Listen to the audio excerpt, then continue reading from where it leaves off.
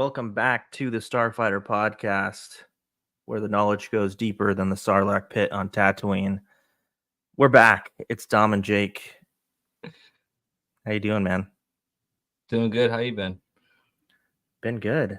Yeah. Hopefully Living no one's the dream. Oh, always. Hopefully no one's getting tired of us saying we're back from hiatus. It happens a little more than we'd like, but I feel good about it. I'm excited for our show.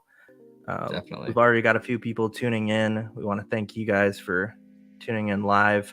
And whether it's on the live stream or on the replay, do us a solid, hit that like button, subscribe, but more than anything else, join the conversation again live in the chat or on the replay. Leave a comment. Let us know what you thought about these subjects. Let us know what you thought about our awesome guest that we're about to bring on. And it's a big year for animated television. So it is main topics we're going to discuss in a little bit are The Bad Batch and X-Men 97. But before that, we're going to bring on our guest. We're going to have a little interview with him, and it's going to be good. It's going to be a fun show. I'm looking forward to it. Yeah, me too. Anything else, Jake? No, I mean, I guess I'll save it all for the podcast. All right. Let's do it. Let's bring on our guest. Heck yeah. Hey guys, What's I up, got him. man? I actually did get him this time, believe it or not. I got the little Grogu here. I was like preparing to try to grab him before my whole mic setup just collapsed on me, but I got him. Hey, Very nice. Dakota Morgan from the Comic Chronicle Podcast. How you doing, man? doing good, man. Doing good. Been saving a lot of the stuff here for the podcast, to say the least. Here, I was like, I'd love to see you, Dom. Jake, pleasure to meet you, but I'm like, I gotta save it for the show. We gotta be professional about this. We can't give like free content away. Yeah, it's really great to have you on the show. I've been wanting to get you on for a little while.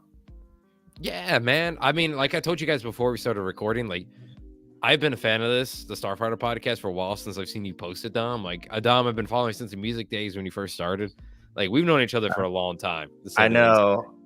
I appreciate it, bro. Hey. Yeah, that's actually what I wanted to start with, because it's kind of a funny story. So, me and Dakota have known each other, I think, for at least 10 years now. Whoa, shit. Is it that long? There's Yeah. no way.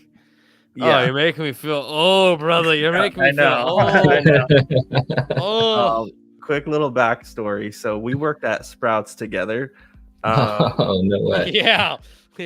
Shout out to Sprouts and their Shout organic orange juice and their sandwiches, because they're the best. Banana water. Remember banana water? Because I do. What is banana water? What? I still remember that. Give it a Google.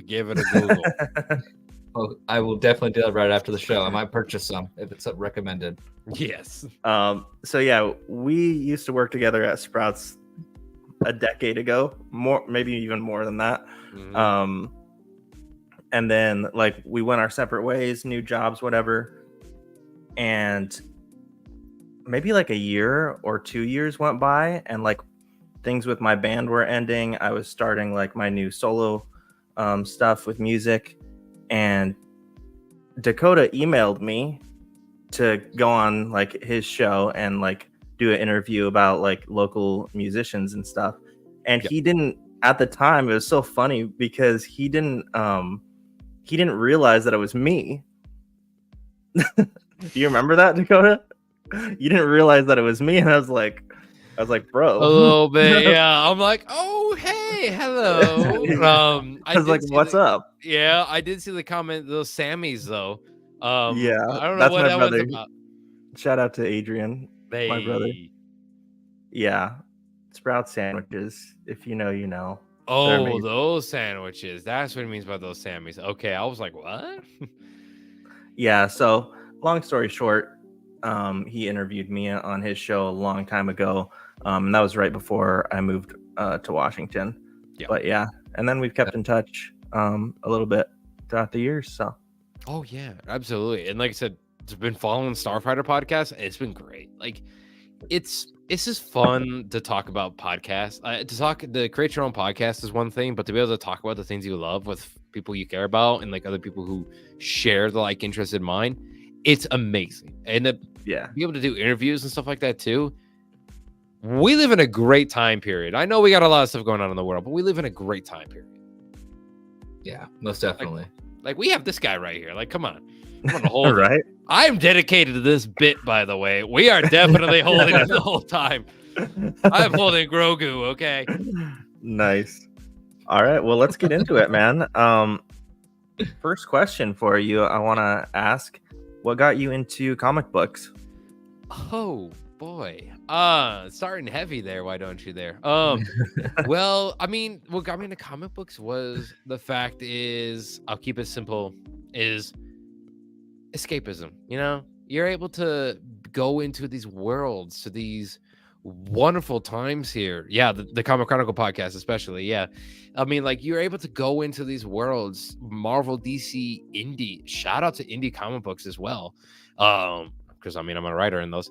But like you know, it's a whole thing of you get to leave the world you know behind and escape into whether a dark world, a light world, a medium world, whatever coffee roast you want to have.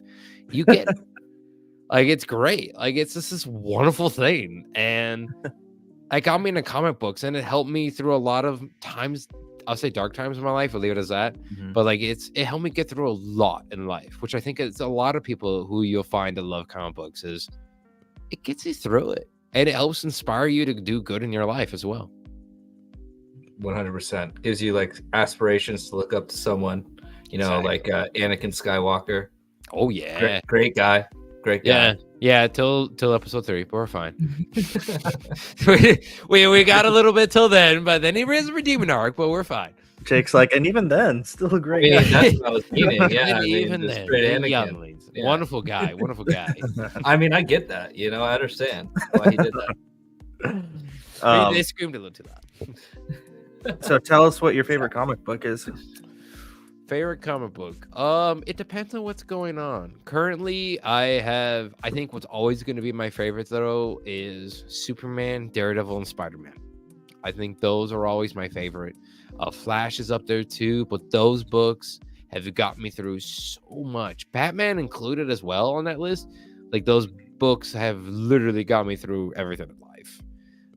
And there's been occasional, like, you know, the mini series or other things too, but I definitely think Superman is up there. Like Superman, Flash, and Daredevil. There's never been a bad book.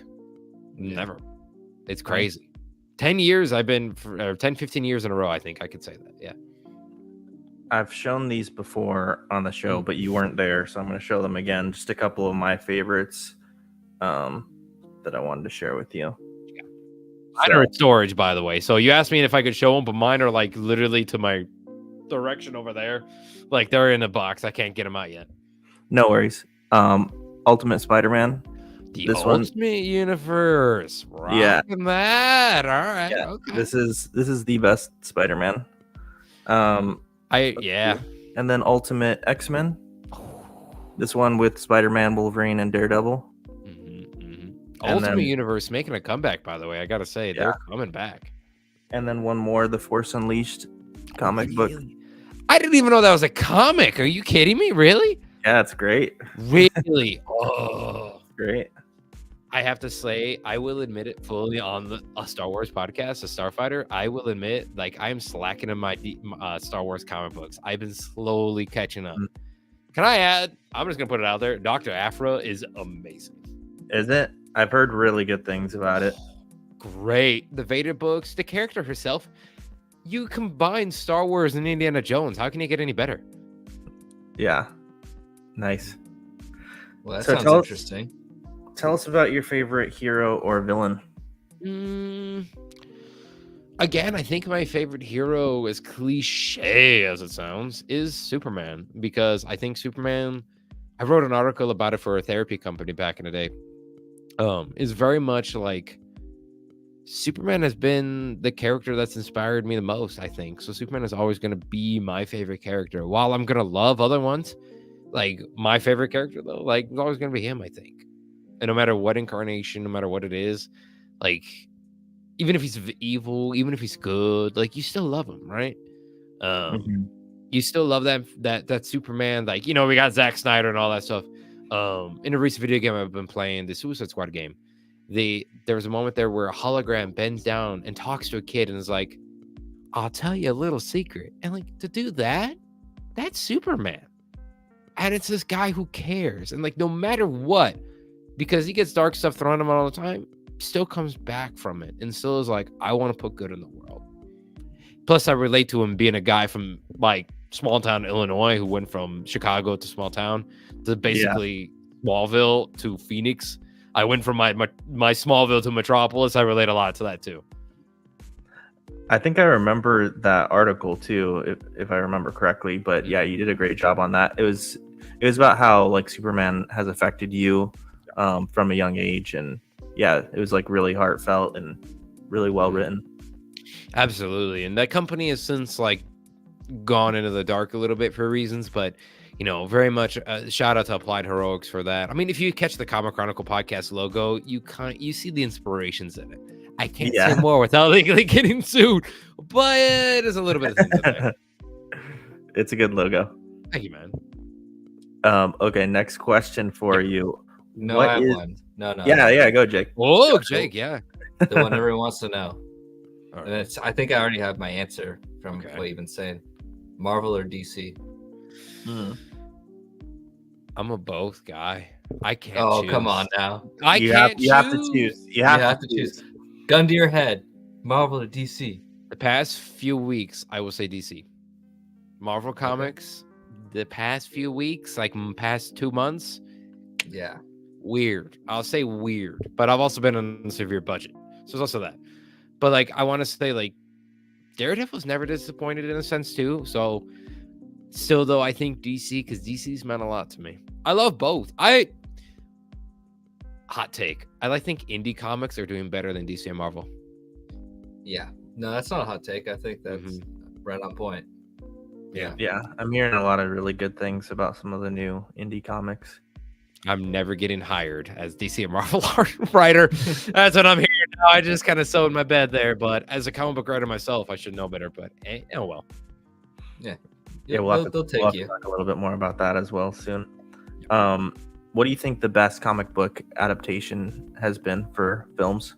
Oh, are we talking live action or animation? Yeah, live action. Let's start live action.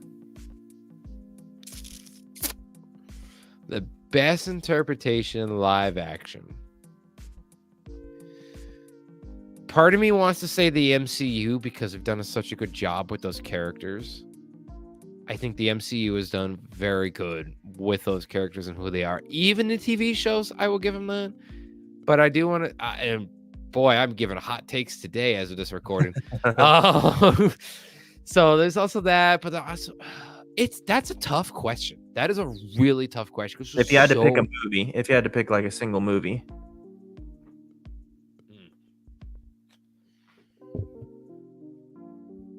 Dark Knight. Not even. No. Oh, you know what it is? The Batman. The Batman. Okay. You know what? I might be there with you. So I still think Dark Knight is a little bit better movie. Really? I love it. But I absolutely love the Batman as well. Mm-hmm. And I think that it does capture more of the comic book essence. Can I say something about that real quick? Of course. The moment now, spoilers for a movie that's a few years old, and you've definitely seen it. Adrian does not like that comment, by the way. Apparently, we're seeing that. A little frowny face on it. Does not like that. The moment where it felt like a really good one was the moment where he's leading the people out with a flare in the water. And they looked at him not as the scary monster, because the people of Gotham don't look at him as a scary monster. They look at him as a hero. And that moment they looked at him as a hero and they followed him, which they do in the comics, which they do in the animated movies. Like, everybody follows him.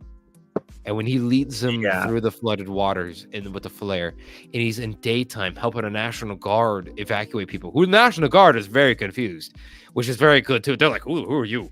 And then, like, it gets this whole thing. And like, that's Batman. Batman is a guy who frightens criminals, but he inspires the citizens of Gotham. which I don't think the Dark Knight ever did. They're like, he's scary, like throughout everything. But like the Batman movie really did it, which is why it deserves a sequel, and why I'm excited for the Penguin. And it's really like, yeah, it's a dark, realistic tone, but honestly, like it gave us Batman. It really did. Yeah. Let me get Adrian's comment. He said, I went to watch the Batman again for the second time the other day. Then I remembered Chris Nolan made 3 Batmans. So Christopher Nolan is my favorite director. Yeah, very much. Writer. I love the Dark Knight trilogy so much. It's up there. It's one of my favorite films. Batman is one of, if not my favorite superhero. The only reason that I'll take the Dark Knight over the Batman is for Heath Ledger, his Joker, because the performance is just so incredible. But they're very different. Yeah, Christopher Nolan was capturing Batman in a modern time, in a more realistic setting. Oh yeah, absolutely. You know what I mean? But that deleted scene though with Joker that they released after the movie came out with the what's his face from the Eternals movie, like that was terrifying. Like that was also very comic booky in the sense that Batman goes to one of his villains for help. Like he's done that a lot. And he's like, hey, I need to go to Arkham for help here because like I don't know what I'm doing. Like this guy's crazy or girl's crazy, right? That's a thing. Yeah. So what they were doing with Pattinson's Batman is a bit more true to the comics, kind of making the comic book come to life more. Even Zack Snyder, I don't think he stuck the landing, but like his universe like was trying to bring the comics more to life. Yeah, and his universe was like a Batman who's been around for 20 years, and we never got to see that 20 years. We just got to see shadows of that 20 years, as one would say. So, like, to see just the shadows of it, like the Jared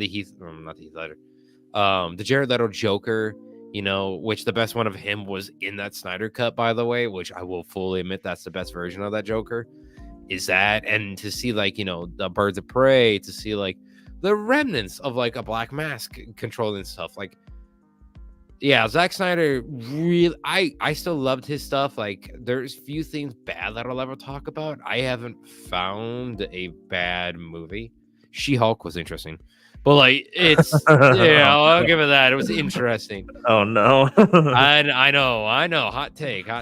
But like, I still loved it. I still liked She-Hulk. I will give it that. I didn't hate it. I liked it. I liked it a lot. For a second, you said you loved it. I loved it. I loved moments of it. There's a twerking scene I can't get behind. I'm sorry. The truth will set you free. Yeah, I don't think my hero should twerk. That is the truth. That is. I'm sorry. Yeah. Like, there's no pop culture thing where a hero should twerk. You want that? Cardi B. Sorry, she's down the road. You heard it here, folks. Yeah. All right, so I feel like not enough people really give comics a chance. So I wanted to ask you, why do you think people should give them a chance? Boy, the biggest straight up answer I can give right away without giving too deep into it is because comics cover everything you love, whether it's old, new, you dive through a back issues bin at a comic book store, you're able to find a comic tied into what you love. For example, Star Wars. There's so many Star Wars. Before Disney bought Lucas, right? Lucasfilm, before they bought them, like you have like 30 years of Star Wars, literally 30 years. Mm-hmm. Like when YouTube first started, I watched videos in year one of YouTube based on the Clone Wars. Like, I'm deep in the Star Wars, man. Like, there's that. Like, I should make it clear. And to say that, like, there's a comic book for everybody, you know, not just a Stan Lee quote here, but like whether you want a DC or Marvel or an indie or Star Wars or Planet of the Apes, Predator, Alien versus Predator, whatever it is, you have it. So I think people should give comic books a chance, whether it's digital. I would even say digital if you just want to do digital, sure. But go to your local comic book store, give a Google on where that is and figure it out, because you can sit down with a drink, with a cup of coffee, whatever it is, and enjoy it and escape a little bit and entertain yourself. And honestly, maybe get better stories than the TV shows and movies give today. And even know before the movies and TV shows come out, like what it is. Yeah. Love it. I've been doing this a long time. I can tell you for a fact.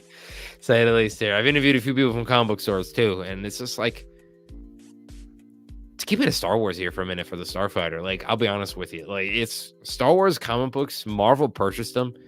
And everybody, I've not seen bad reviews. Like, everybody's love it. Like, Vader, the one Vader comic, when he first appeared, that's like 5-8 years ago at this point.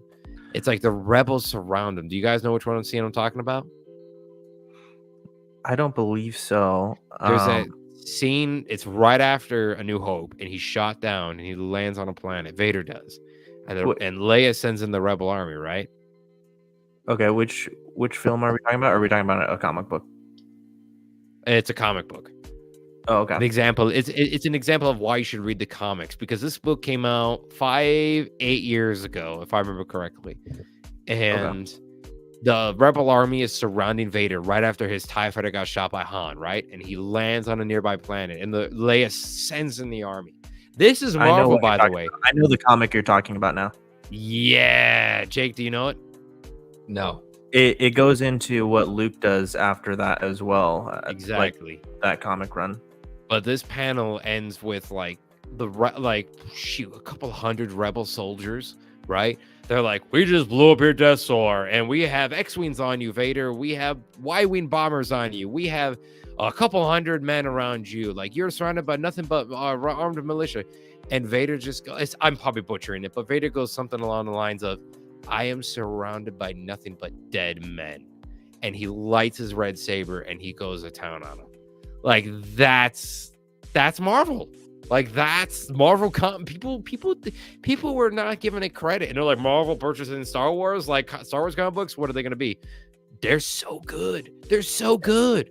We mentioned Dr. Aphra before the recording, I think. And Dr. Aphra's Indiana Jones meets Star Wars. You have evil R2D2C3. That's up your alley, Jake.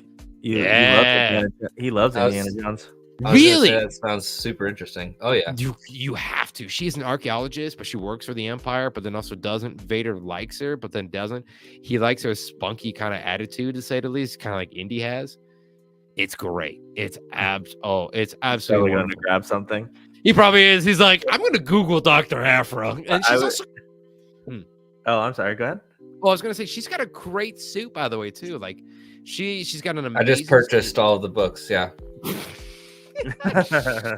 Marvel Unlimited really appreciates your service. So I used to read the Dark Horse comics quite a bit for Star Wars. Yeah, they were really good. Yeah, the Clone Wars ones were great. Were absolutely wonderful. Yeah. Real quick, I'll tell you one more thing, and then we'll get to some questions are in the chat for you. I have a question as well after you, real quick. Well done. I don't know if you ever read this one, but it was a Dark Horse comic. I told Jake about this one recently. But Vader goes back to Mustafar, and Darth Maul is on there. Darth Maul is on Mustafar as well, and we get to see this amazing lightsaber duel between the two of them. Get out of here! And spoiler, but no, yeah, spoiler. Still, you guys just spoil the comic, but Vader kills Maul, or defeats him at least, by like stabbing himself through the chest, since it's not going to hurt him, and then like he stabs Maul behind him as well. Just kind of a crazy scene. That's, and I know they're not canon anymore, any of those comics. I should make it clear too, the Marvel comics right now are all canon. It's all canon. That's okay. Right, yeah, that's a good thing to get you guys hooked into. Right, and also Barnes & Noble sells the trade paperbacks for very dirt cheap right now, to say the least. Nice. Your local comic book shop as well. But like, to have a Maul, we could have a whole episode about Maul, because I have a lot of opinions about Maul. Okay. Maul is a great character who is now getting better and better. Yeah, exactly. Shout out to the actor who's done his voice as well. Sam Witwer. Oh, I'd love to talk to that man. I'd love to talk to him. He's so cool. I wouldn't even do it on the podcast at first. I'd love to just sit down with them and just be like, have a drink with them, have a plate of chicken tenders with him if his diet allows that. Like, I don't even know. Like, you want a plate of pizza rolls, brother? Like, what do you want here? Like, I'll buy it for you. I don't even know, but like, it would be the coolest thing to sit down with them and just be like, hey, not even talk about Star Wars, but get to know the man, because the dude is super cool, by the way. Mm-hmm. Jake, what was your question? I was just gonna ask. I haven't personally dove into them too much. But did you ever read the Ninja Turtle comics at all? Ooh, are we talking old or new? Old and new, like Ronin. Did you ever read the Ronin series? I did read Ronin a little bit as well. I've caught up mostly thanks to YouTube in turtle wise, to say the least. I know sacrilege in a comic book world, but like honestly, when you're on a budget, you've been moving and working a bunch of jobs, and when you're an animal caretaker, let me tell you, you don't make that much money. So doing that, but it's honestly like turtles have been nuts. Turtles have been pushing the boundaries, man. We've had girl turtles, we've had new different worlds. The Ronin series, Ronin 2 is actually out now. The sequel to Ronin is currently going on as this recording speaks. Exactly. What the shell? Yeah. Well, can we quote that? That is amazing. I love that, dog. Like, I want that on a quote. What the shell? You're put it on a shirt. Really? You could make that shirt. You could legally get away with that shirt. Probably. Trust me, I know how to push No, the it legal would boundaries. It would get copyrighted. You would be shocked. I have yet to get a cease and desist from DC Comics, and I've been doing my show for 7 years, brother. You'd be shocked. That would get you sued, because that is officially a quote of theirs. That is officially a quote. Yeah, but yeah, man, it's honestly like Turtles. They've been pushing the boundaries with it. They've been doing new things, adding new characters, the mutant stuff. I still have yet to watch that new animated movie that actually reminded me of that. That's on Max. But like, it's honestly like the books have been pushing and pushing. IDW, I think, was currently doing them last. They've been pushing. That's great. Okay, so recommended. I should get into them a lot more then. Oh, absolutely, yeah. I'm gonna say there's very few comics that I'd recommend nobody reads. Like, there's very, very few. Because here's the thing, like, with comic books, unlike movies and TV shows, with comic books are almost made for everybody, right? Like, if you know what you're getting into when you read the book. Like, if you buy a Ninja Turtle book, you're expecting something Ninja Turtles, right? If you put the money down for a certain title, you know what you're getting into, and you obviously have an association with that. If not, it's your first time, and you know which one you're choosing. Like, comics, that's why comics different from movies in a way, and TV shows. And that's why, like, with Star Wars, they give you so much extra stuff. There are so many series. There's 9 off the top of my head right now that are currently going on that are in canon, right? Whoa. Yeah, there's a lot. And there's been a lot for the past 10 years at least. So take that. There's that too. It's a lot. It's really like there's so much for everybody there. It goes into that question earlier. There's so much. Yeah. All right. Well, we got a few more questions for you in the live chat, so I'm gonna get to these for you. All right, no problem. Okay, let's see. Jake is currently purchasing more comics. There we go. Okay, Adrian asks, for some starting to get into comics, would you recommend starting with modern or classics? That depends on which character you're looking forward to, Adrian. That is definitely looking forward to which character. And what are you looking for? That also depends on it as well, because modern, you have a lot to choose from. Modern, it's almost more difficult because you have so many different storylines called Elseworlds or What If books. You have so many to choose from. Even Star Wars currently has it as well, too. Alien has What If right now. Alien, which, by the way, is really good. It's crazy to me. So I'd recommend, depending on what character how to put it simply, if you're looking at a character that has a lot of light in movies and television shows right now, go for modern because you have a lot to choose from. I'd also recommend, if you're looking for an older kind of character, like someone who doesn't have that much of movies or television shows based on them, go for classic. I'd also recommend go to your local comic book store and ask a worker there, because they'd be happy to help you out, because they're going to be giving you what's the best for you, whether it's a single issue or a trade paperback. But honestly, I would say modern is a good way to start. and then work your way to the classic. Adrian, Dakota, did you see the new trailer for the new Alien movie? Yeah, I did. Oh yeah, I did. Aliens was my second rated R movie of all time. Girl Turtles, Adrian. Yeah, Girl Turtles. There is a thing. I cannot remember her name, but there is some Girl Turtles right now too. Yeah, going to it. Yeah, Aliens was my second rated R movie behind Spawn. My dad was like, I was 7. My dad, which influenced, my wife would agree that influenced so much to me. Okay, Joni asks, I have a question. What's something you wish more people understood or appreciated about making comics? Oh, easy and question. you are a great person to ask this because you also make comics. I do. I work for SCGS Comics, a new comic book company that's releasing a bunch in stores this year. We released a bunch online for free, but we're working behind the scenes for a lot of stuff. Stay tuned for t-shirts, merch, and all that stuff as well. I wish I could tell you guys all that stuff that's coming. But it's honestly like what I wish people understood more of, and I talk about it on the Comic Chronicle podcast with loads of interviews. Every interview I say is people need to understand there's a lot of people that go behind this. Minimum 4 people go behind each issue you read. Single issue. I'm not talking a trade paperback that you buy at Barnes or a big booklet. It's a book. It's a single issue book. There's at least 4 people. You have a letterer. You have a guy. So that's a letterer, a guy who puts the words on the page. Takes a talent, where to put them. An inker adds color. An artist, a writer. Not to mention an editor. Not to mention a publisher. I wish people understood that it's a lot of people that go into making this work. And secondly, it takes time.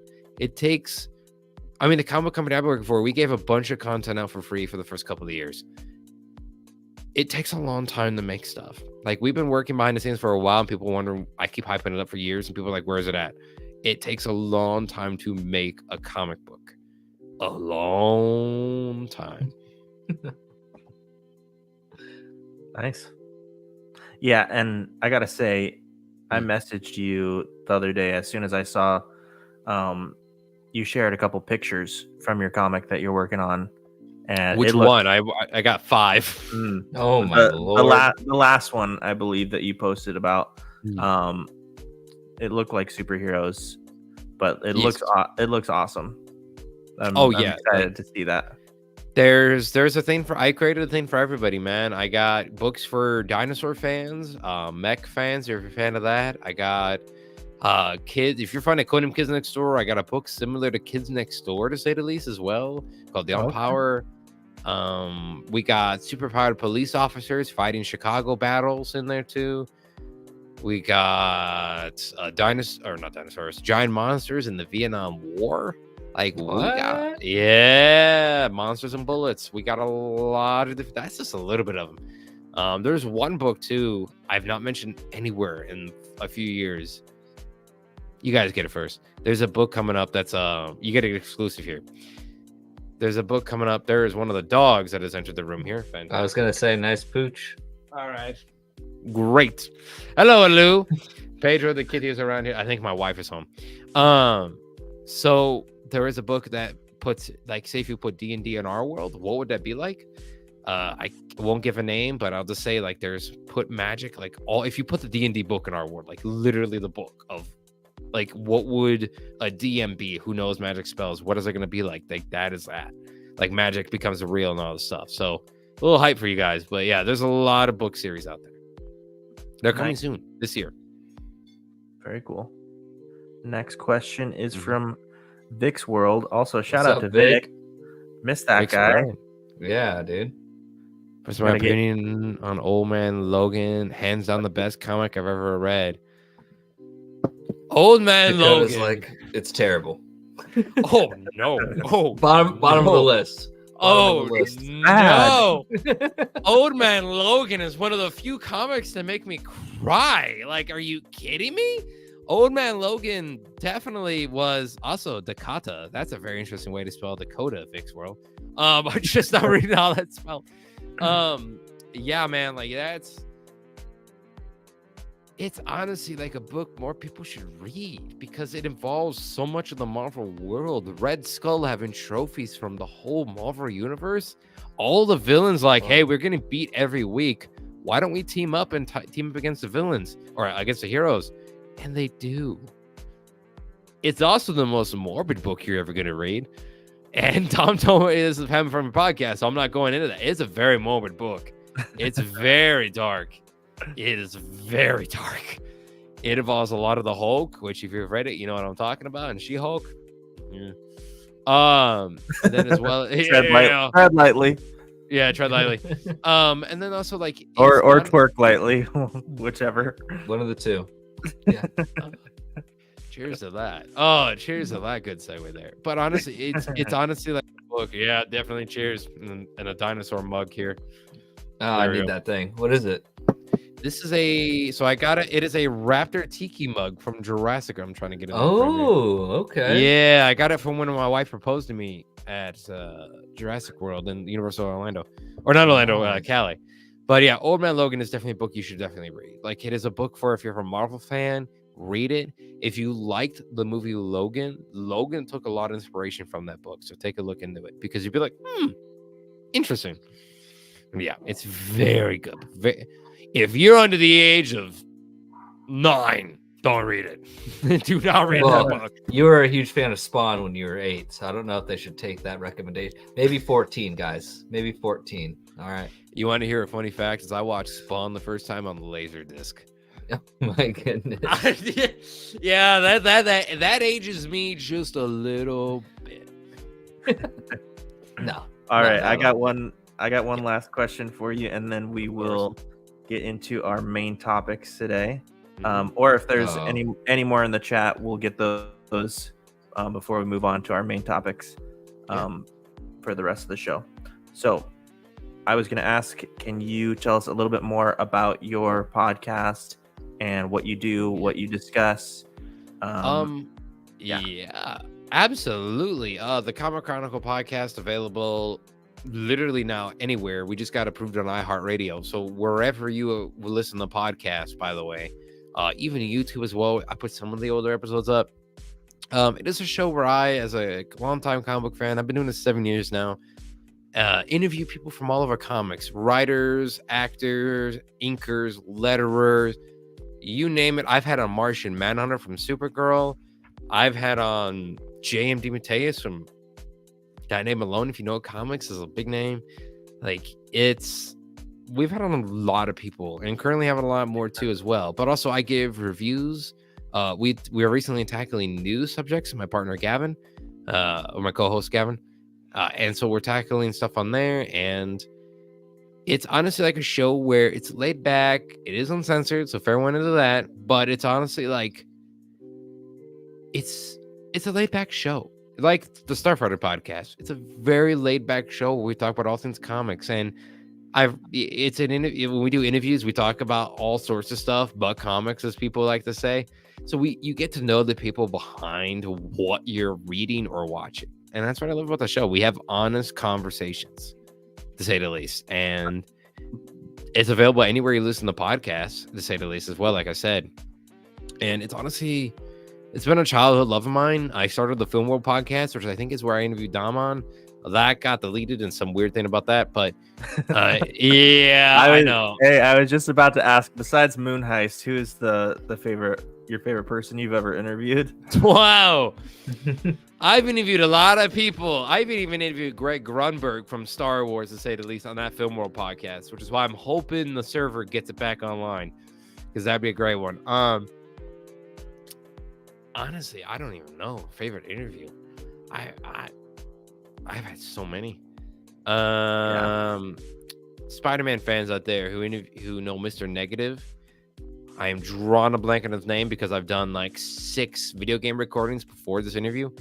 And why am I drawing? But the guy who played Mr. Negative in the Spider-Man PS4, PS5 game. That's cool. He was a great guy. He sent me a Funko Pop signed and wrote me a letter saying thank you for the great interview. That's awesome. Yeah, we had such a great time. I interviewed the Shocker as well. We've done so many good ones, and I've made so many good friends over the years with it too. Like, Clay McCormick was recently on a recent episode. It's been good. It's been really good. So it's just tough to say the favorite one. But that's the Comic Chronicle Podcast. Every Tuesday we drop a new episode for you guys. Sometimes Fridays for bonus episodes. That's super rad, man.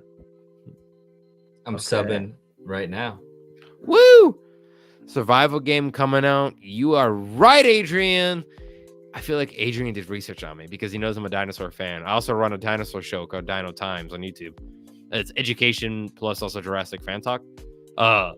Yeah, I'm very. I can't. I will go on a rant with you. And Dom does not watch any of this, now, bro. No. I'm so excited for Chaos Theory coming out too. Yes, the Chaos Theory. Get the Chaos Theory going. And Brooklyn's dead, everybody. I swear. We're starting a new show called Dino Fighter Podcast. Oh, I'll be part of that. Oh, yeah. Oh, for sure, I'll be part of that one. Yeah, it's definitely. Oh boy, you unleashed the thing there, Adrian, with this question. Yeah, I'm very excited for that. I do Twitch streams to the Comic Chronicle Podcast, and plus other video games too. Coda Rex 97, no plug. But yeah, it's very much like I'm very excited for that. I'm a big paleo fan. I used to work in a fossil lab as well, back in the day. I've done all right, Dom, lot just leave the conversation. I think me and Dakota got this for the next 3 hours. Yeah, we could turn this into the Jurassic Park podcast, and then we're fine. We just need to change the background, and we'll be set. We'll be good to go. Honestly, if you listen to the Jurassic Park podcast, I'm actually a contributor on there too. No way. Okay. Yeah. Go back in time on the episodes there. I used to talk about animatronics. Oh, nice. Clearly, we need to have you on more. Erotica. Oh, Subnautica? Oh, we can't. No, we can't dive any more into that. We can't. Clearly, we need to have you on more, Dakota. Oh, absolutely. Many more topics. Because I'll tell you, it's really annoying. We do our little trivia nights, and I'm the only one that puts Indiana Jones and Jurassic Park questions in there. Nobody knows anything about that. You're gonna be on the next trivia night, Dakota. Oh yeah, you'll get all of them. That. But now I need to make them harder. I gotta try to get Dakota. If it's Jurassic, you can try. Indy, I might slack on 1 or 2 questions. I'll give it that. But honestly, like if it's Jurassic, it's nailed. Like you're done. It's over. Give up now. I'm telling you that right now. Just give up. Okay. We'll see. All right. Well, thank you so much for doing the interview, Dakota. It was awesome. Thanks, Dakota. Of course, man. Of course. Happy to be here. It's been a pleasure. Yeah. Also, I'll ask Dakota real quick too. Hold on. Yeah. Is there a release date yet for Survival? Because I don't think there is, right? They just haven't put a date out. I don't think right? Year. It's supposed to be this year, I think. Possibly next year. I think it's next year. Dang. I don't know. There's been a lot of controversy with it. There's been a lot of stuff. Well, because they sold the company, right? And somebody else picked it up, and when everybody thought that they actually dropped the game, right? Yeah. Absolutely. Yeah. Sorry. Anyways, Dom, I'm sorry. All right, we'll get into Star Wars now. You're good. Jeez, always. Yeah. Guys, just give me 5 minutes. I have been keeping it on track with Star Wars comics. Hold on here. Hold the phone. No, it's my fault. All right, the Comic Chronicle Podcast, guys. Go check it out. The Comic Chronicle Podcast. Yeah. All right, we're moving forward. Yep. It is a great year for animated television. Got some big wins for Disney. Let's start with The Bad Batch, and then we'll talk about X-Men after that. But Bad Batch season 3, how are you guys enjoying it so far, Jake? I'm actually really loving it. There's not too much filler this season. I'm actually super happy we don't have to deal with Sid this season. She was kind of a downer. But no, I think it's been excellent. I love the direction they're taking it. It's a little bit darker. They finished last season off being a downer for sure. And then to say the least. And then so this season's been a lot more serious. And I've really enjoyed that. I've really enjoyed that it's been kind of having that tone. And I know we don't have too many episodes left, but where we're at right now, I feel like we're in like the end game.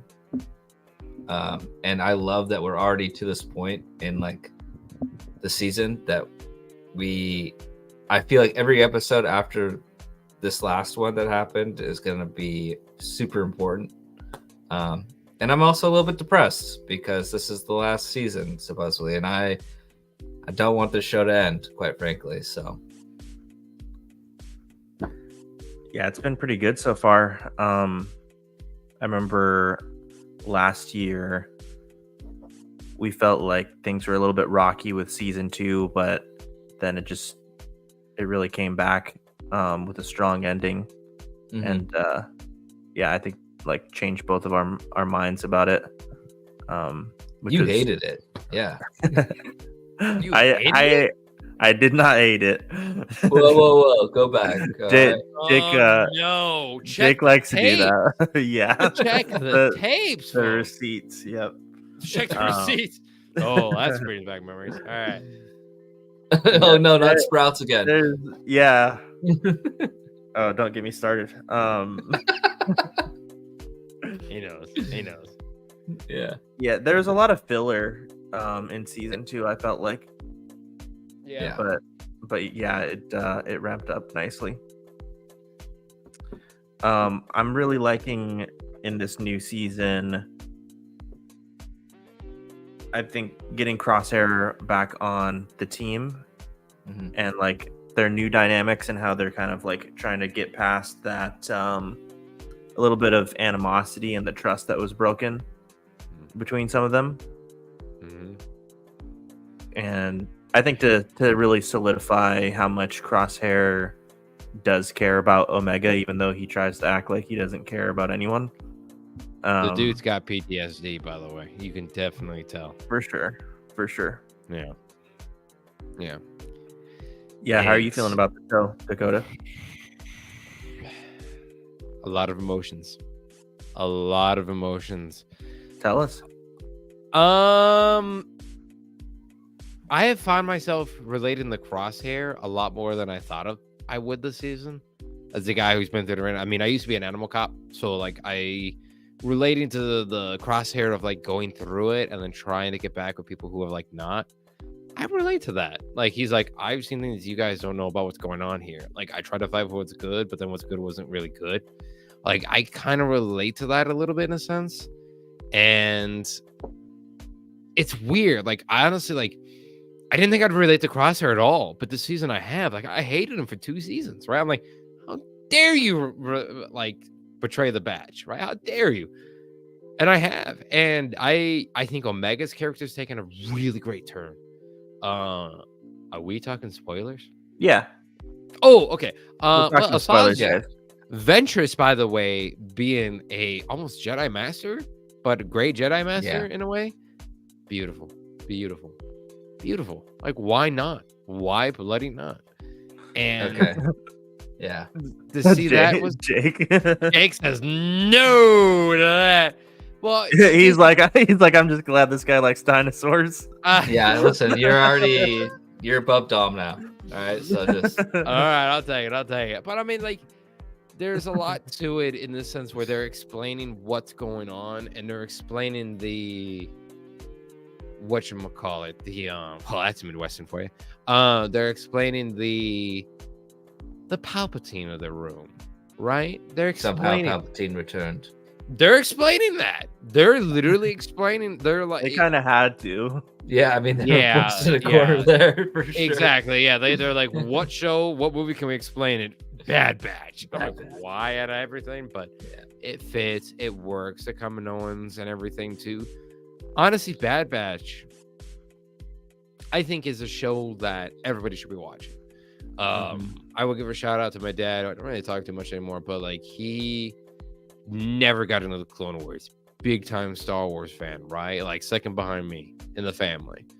Never watched Bad Batch. He gave it a shot, and he's like, "I'm learning about the Clone Wars." Like, you're right, you are. You're learning about it, and it's. I mean, I watched Clone Wars on Cartoon Network under the period when it had live action hosts, when there was hosts of that stuff back in the day. And to see Bad Batch, we thought we were done with season 7 of the Clone Wars, which made me cry. Ooh, Oh, yeah. Yeah. Did you guys ever talk about Yeah. that? Because that's an emotional. We Did have we? we've talked about it a couple times, but it's worth doing a special podcast for. Oh yeah, I'd be happy to be part of that one.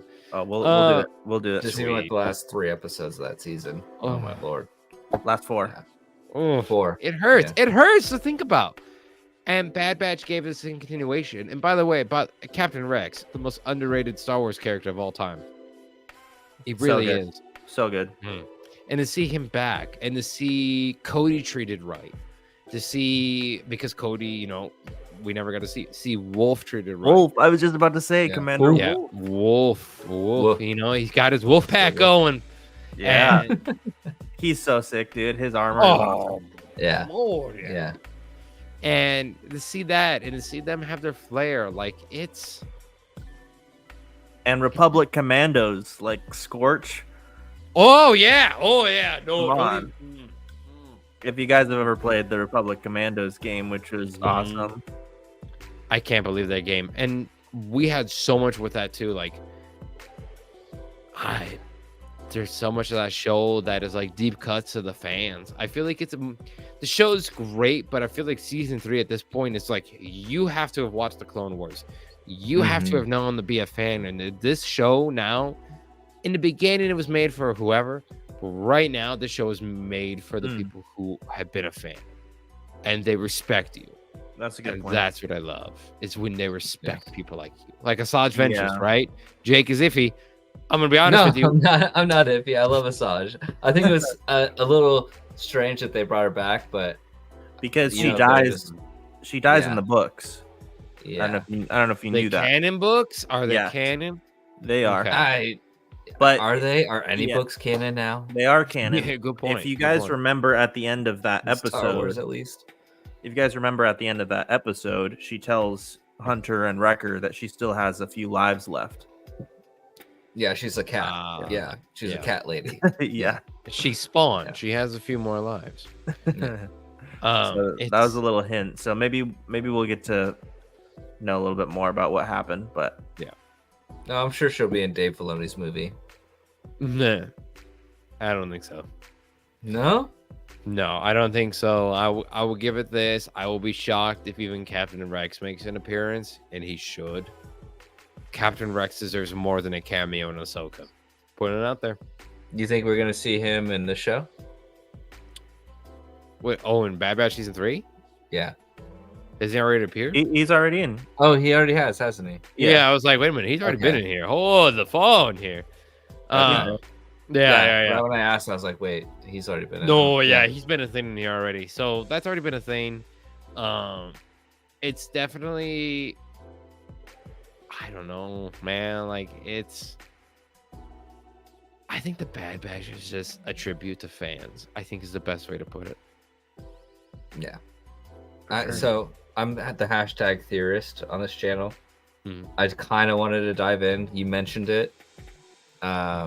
You guys' theories on really what's going on with Crosshair, because I have this weird feeling, and the show's, we're already getting into like Palpatine stuff. I don't know if it is PTSD with Crosshair or not, or do you think that somehow they like took his ability and his accuracy and gave it to this other clone that's running around taking everybody out right now?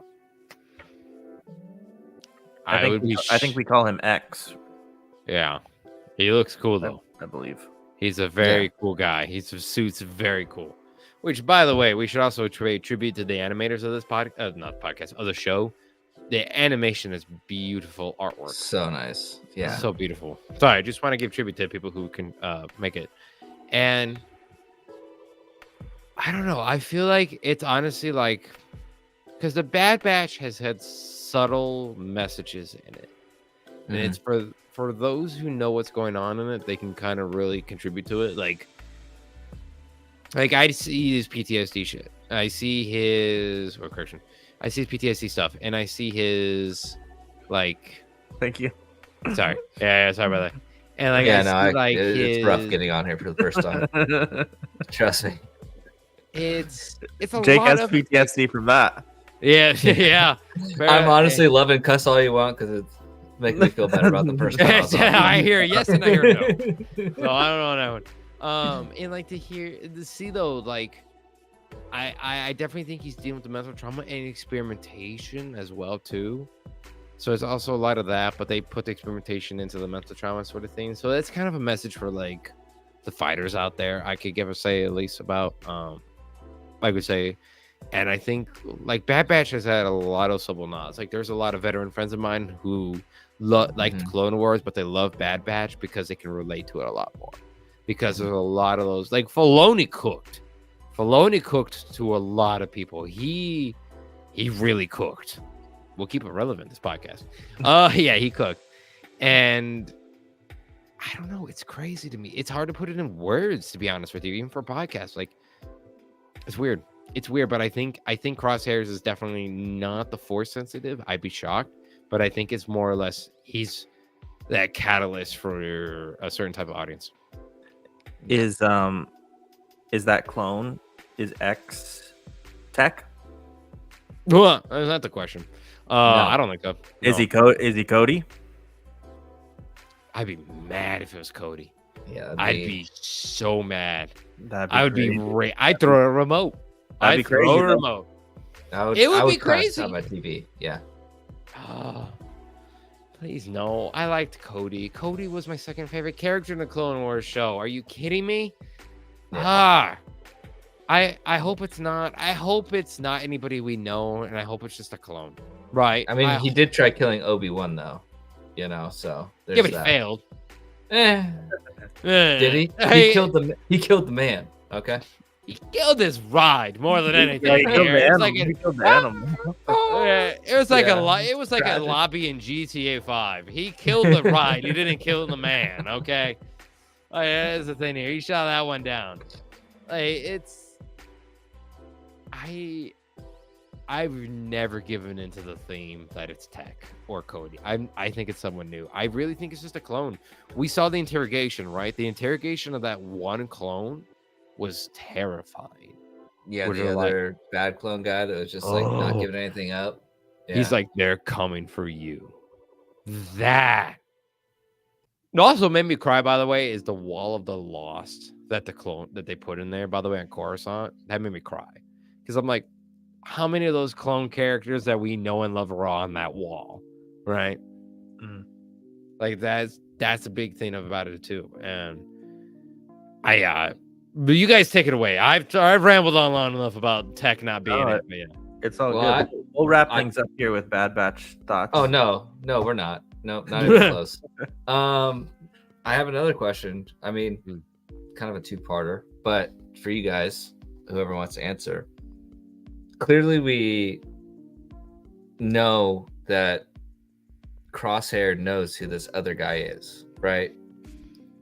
Like, he has a history with whoever this other guy is. He knew the other ex-clone that was getting interviewed, it seemed. Are we going to get a flashback? Do you think we're going to get an episode? I know the episode names are out. No. I haven't looked at them. You don't think we're going to get like at least an episode or I don't half think an so. episode? I think he knew. No, I think he knew about them because he saw them and he knew about what was going on there, and that's the closest thing he knows. He doesn't know if they really wanted to, like, really tug our heartstrings. They would make it Mayday, but that would be about it. Like that would be the closest I think they do. It's like Mayday actually lived, and it's like, yeah, they made him that. Okay. That would be our thing. I don't think so. Wait, who was that? That was the clone on the snow planet that they revisited this season. I think it was season 2. Crosshairs went and shot the commander of the Empire during that one. That was when because he let Mayday and the other clones die. Oh, okay. Yeah, and he's like his helmet and put it on the mantle, and he's like Commander, and the commander, they also evil. Like, I wanted to hit him myself. Commander of the Empire. He turned around, he's like, yes, and then he turned around and just executed right then and there by Crosshairs. And that's why Crosshairs got arrested, was because of that. Gotcha. Poor Mayday. Oh, you know, poor all those clones. Just Mayday. Is Hauser.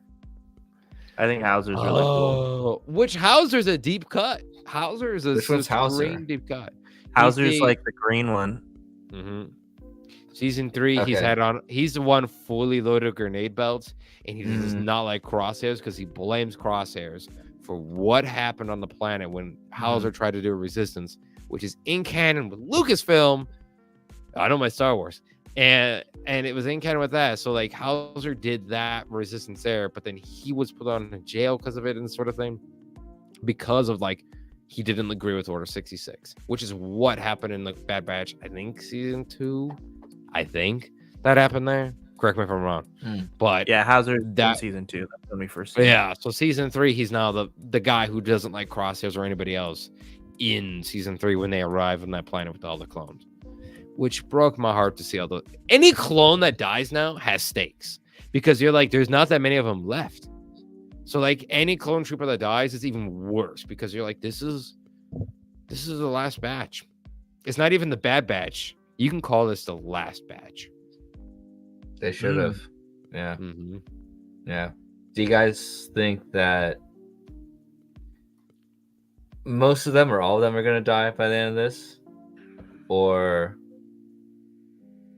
what? Because I don't know if Disney won't kill Omega. Disney won't kill Omega. I'll put that out there. Disney won't do it.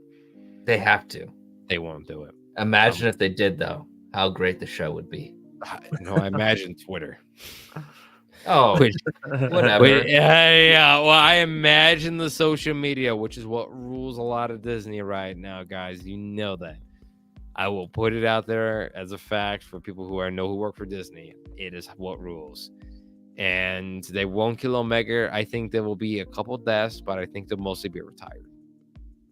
Who's going to die? Wrecker. Really? Because he almost just died. Do you think they're going to kill him off then? Wrecker. I think the only one that's going to leave left alive is Hunter and Omega. Because he's the dad to her, and it's going to be a father-daughter relationship. It's not going to be Crosshair. Adrian says in my head canon, she's already dead. That's everybody who watched season 1 right there. That is exactly who didn't like season 1. They never gave any. That's how everyone felt about Ahsoka in the beginning too. Yeah. Listen here, Ahsoka is the greatest Star Wars character ever made. I will give it to them. Whoa. I will go on record and say it. Her show? Not so much though. She's okay. I will give her at least second best. Okay. I mean, I'll give her at least second. She's got a lot of character to her, a lot of other stuff too, a lot of relatability, and you got to think too. She also reignited the fandom for a lot of people back in the day. Yeah, second behind Yaddle, right? Just to clear the air. Yeah. Sorry, I forgot about Yaddle. My condolences here. Yeah, my condolences. Sorry that about was Yaddle. A terrible Tales of the Jedi episode. I was like, oh Yaddle, you poor thing. Poor Bryce Dallas Howard.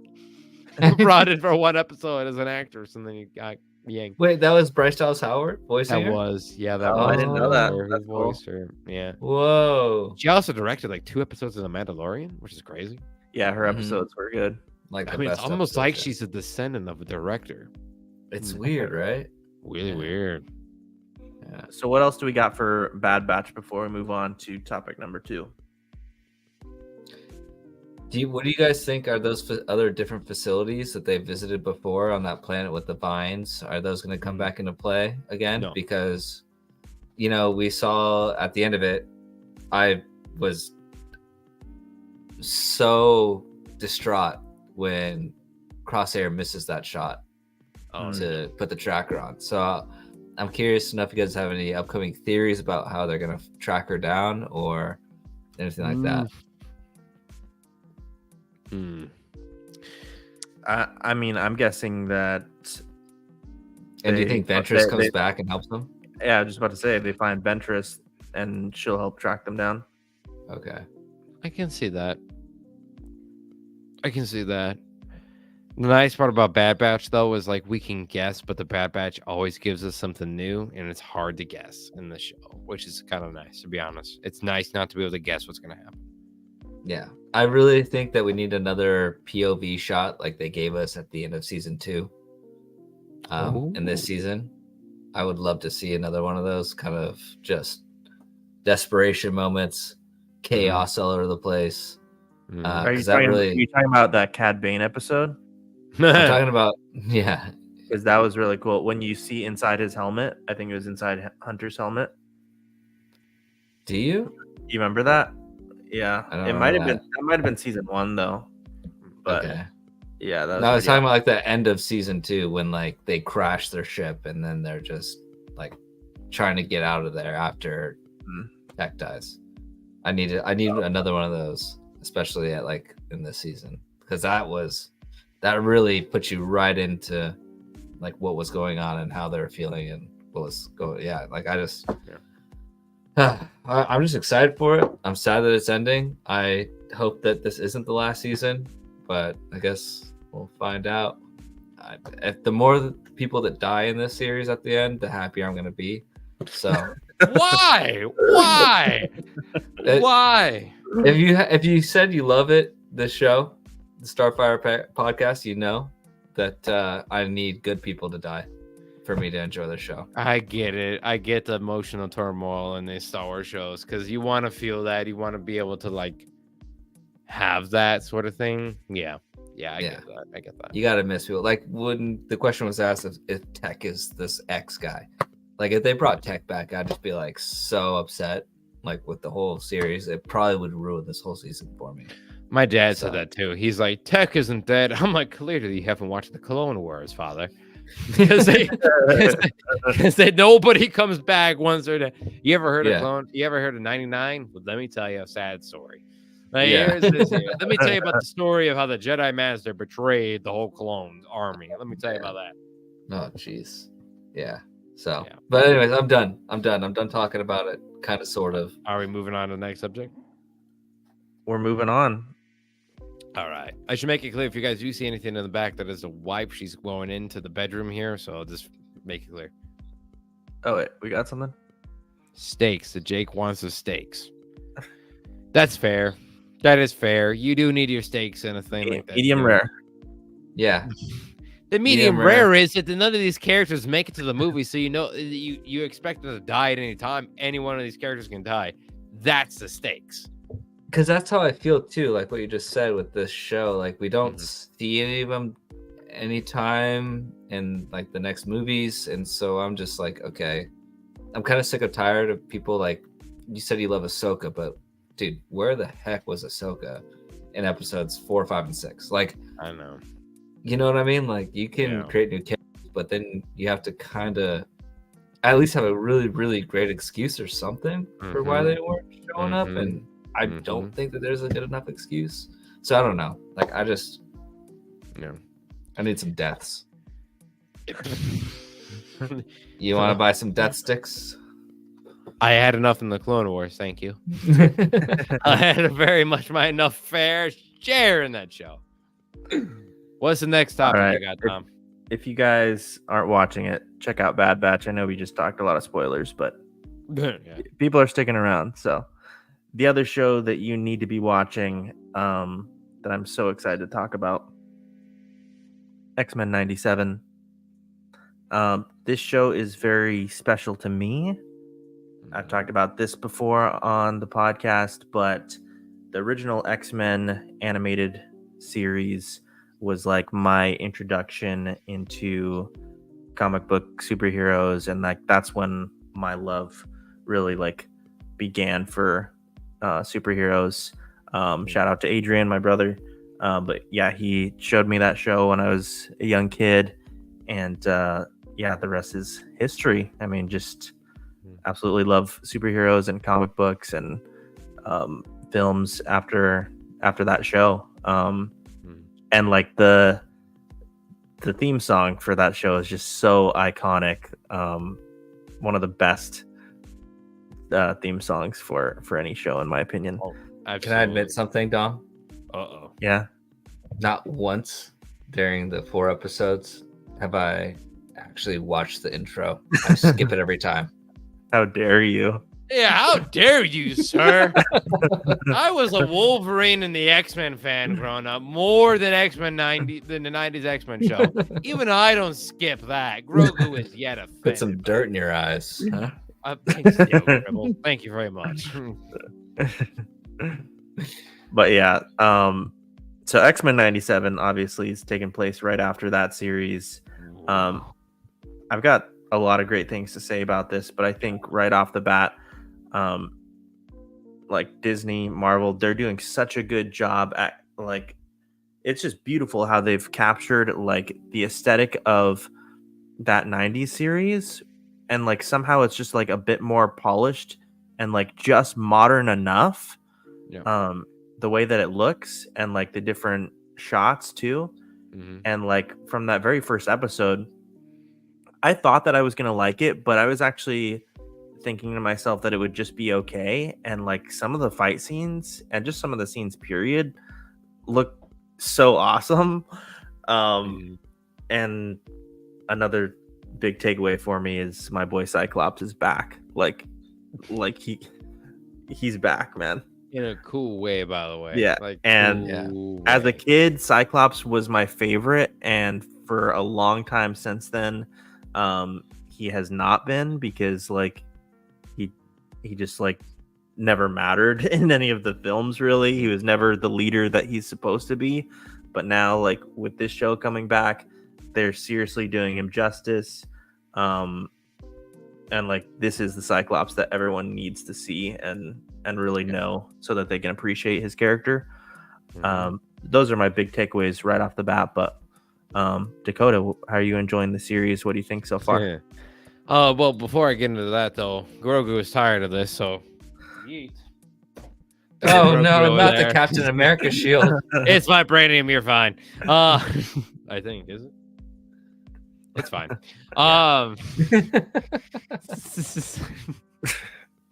Whatever material Disneyland likes to make their Captain America shields out of, that's what that is. Plastic. Foam, sir. Thank you.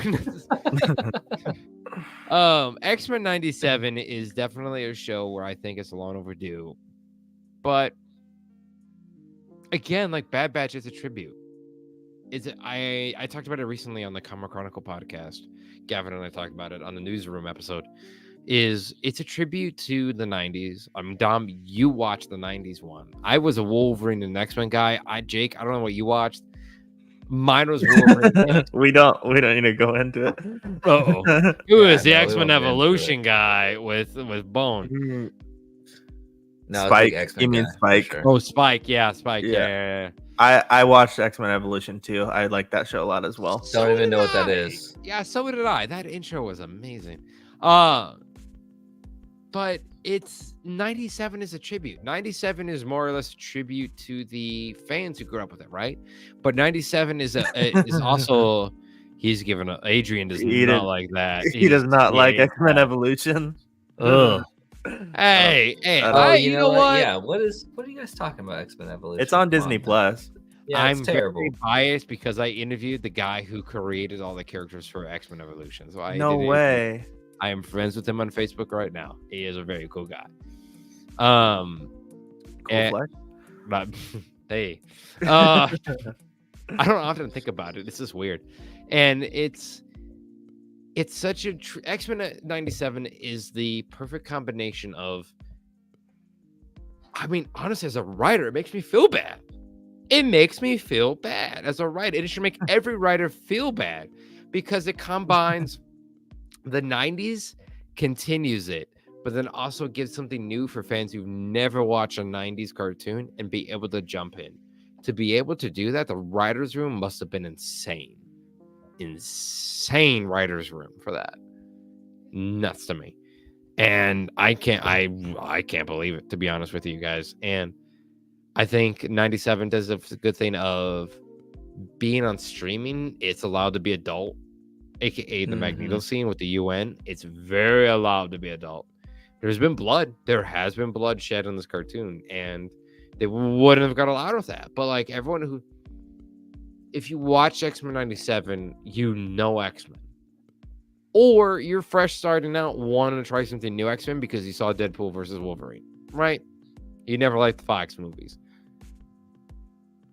Honestly, it's a miracle of television, 97 is. I'll put it out. Miracle of television.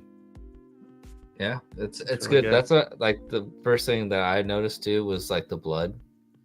And I was like, oh wow, like they're going, like they're doing that, huh? Mm-hmm. Okay, cool. Like I was excited to see that.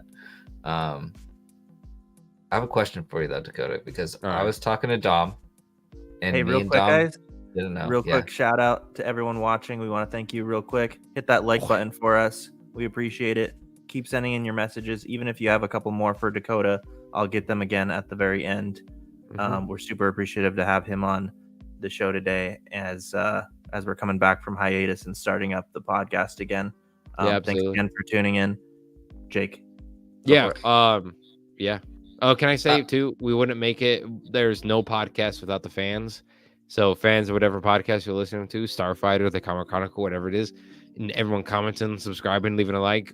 There's no podcast without the fans. Fans make a podcast. So thank you everybody for tuning into this. If you're live streaming this, bless you. Bless you. Blessed is the Cthulhu on this eclipse day.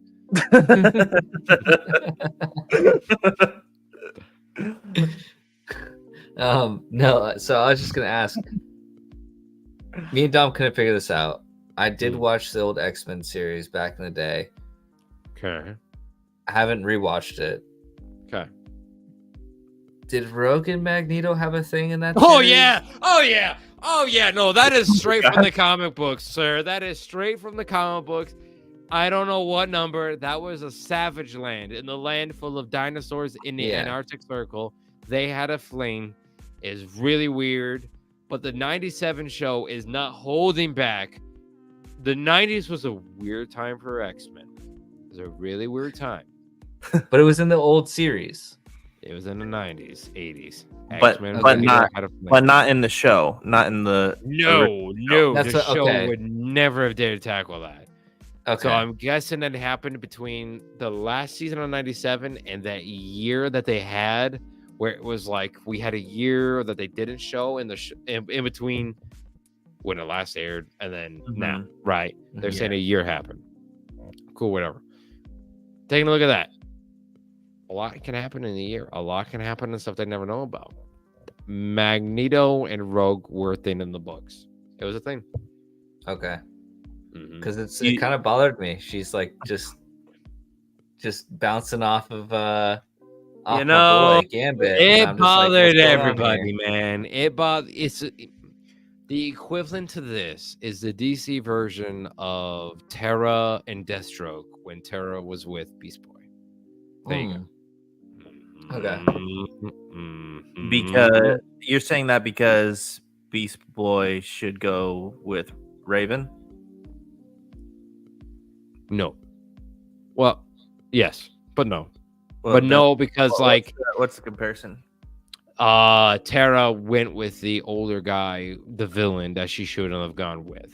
Oh, okay. Sorry. Yeah, so leave it aside. So you'll no, you're good. You're good. And so like Rogue went with Magneto, the older guy, yada yada. But like she went with the villain sort of thing like that too.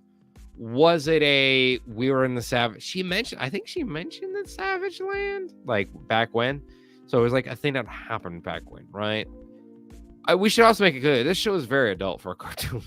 It's very adult. The show is very like Rogue taking the doctor's PhD with her power and like helping Jean get birth to her child. What? Which is better than when they're like, my name is Madeline Pryor. I'm like,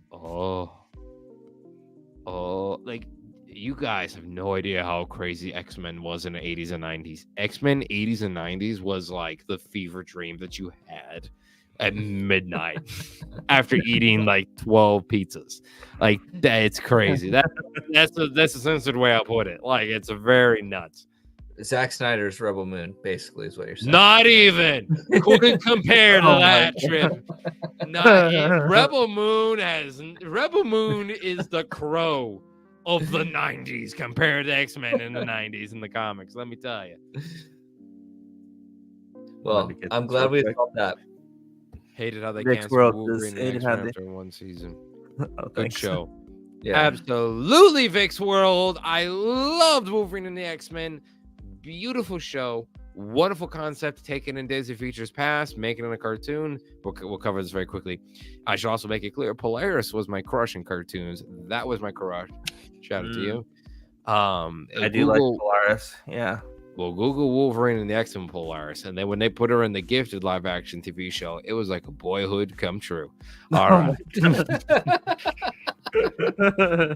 Oh my Lord in heaven. Leave it as that. We'll leave it as that. The actress is a very incredibly good-looking actress. So I was more of a fan of the emo rogue that we got in. Oh, not even! Get out of here! X-Men Evolution. Nah, Oh my gosh. She ain't got nothing on Wolverine and the X-Men emo Polaris. Nothing. Okay. Well, I didn't really watch much Wolverine and the X-Men, just a little bit. So maybe I'll have to revisit that. Do they have it on Disney? Worth a revisit. They do. Yes, they do have it. Yes, they do. Okay. That came out at the time. A little throwback to the fans who are my age of 27 now. Whenever this comes out, because my birthday's coming up. Nickelodeon had 2 channels in Illinois where I was growing up on, and we had regular Nickelodeon where you'd catch George Lopez on 9 o'clock at night, as well as everything else. And then, of course, we had Blue Beetle, good movie. And surprisingly decent. I did enjoy it.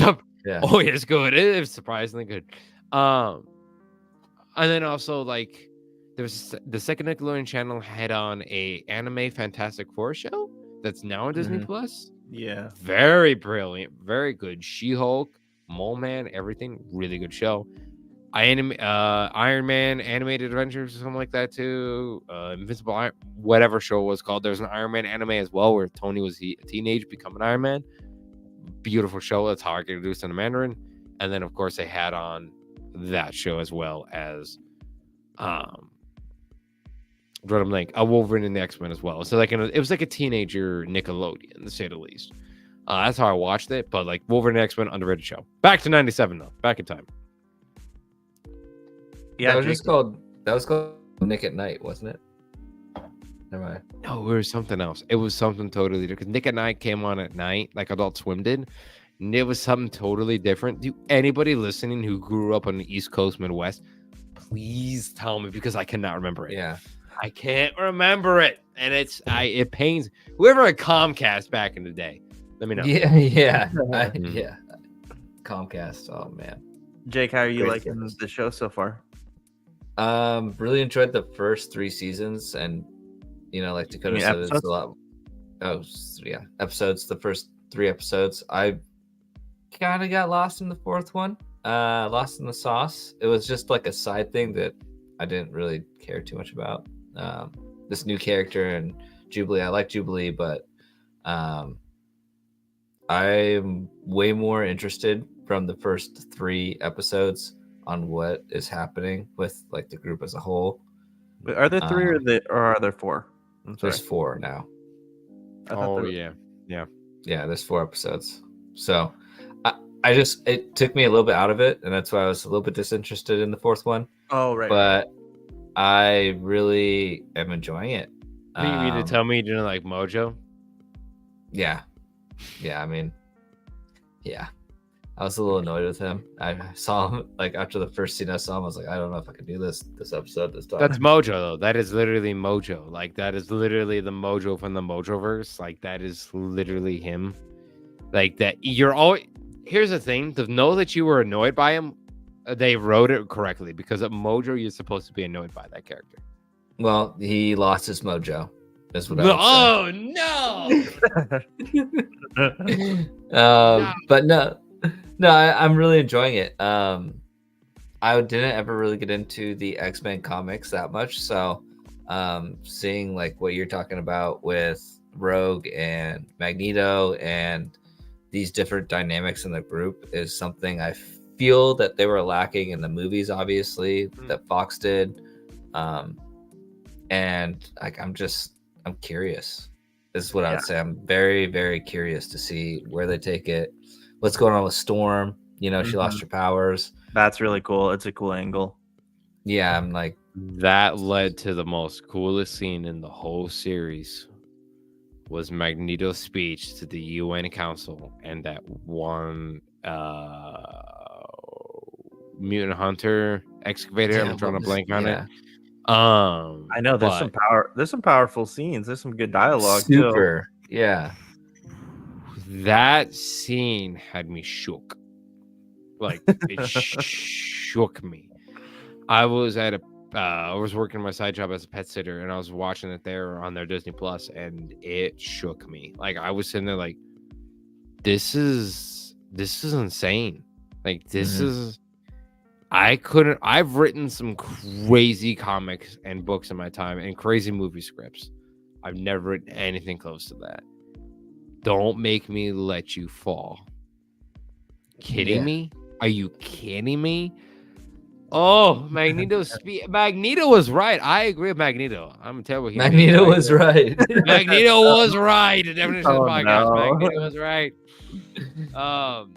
He's right in certain aspects, but like it's X-Men 97. They really. I got to talk about it really briefly. I know we're running low. We're running out of time. Really briefly. Marvel put in a lot of money and a lot of time to X-Men 97, more than people realize. Go to Target, go to the toy section, right? Go to there. You have a whole section of Marvel toys dedicated to X-Men 97, right? You have Target, the whole thing. Walmart, Target, all of it. There's X-Men 97 toys. There's a whole line of toys about that. There's a whole line of the X-Men comics right now. The Krakoa age has ended. They're going back to old school X-Men, right? Marvel invested a lot in 97. And there was a tweet from an artist who said they worked on it 2 years ago.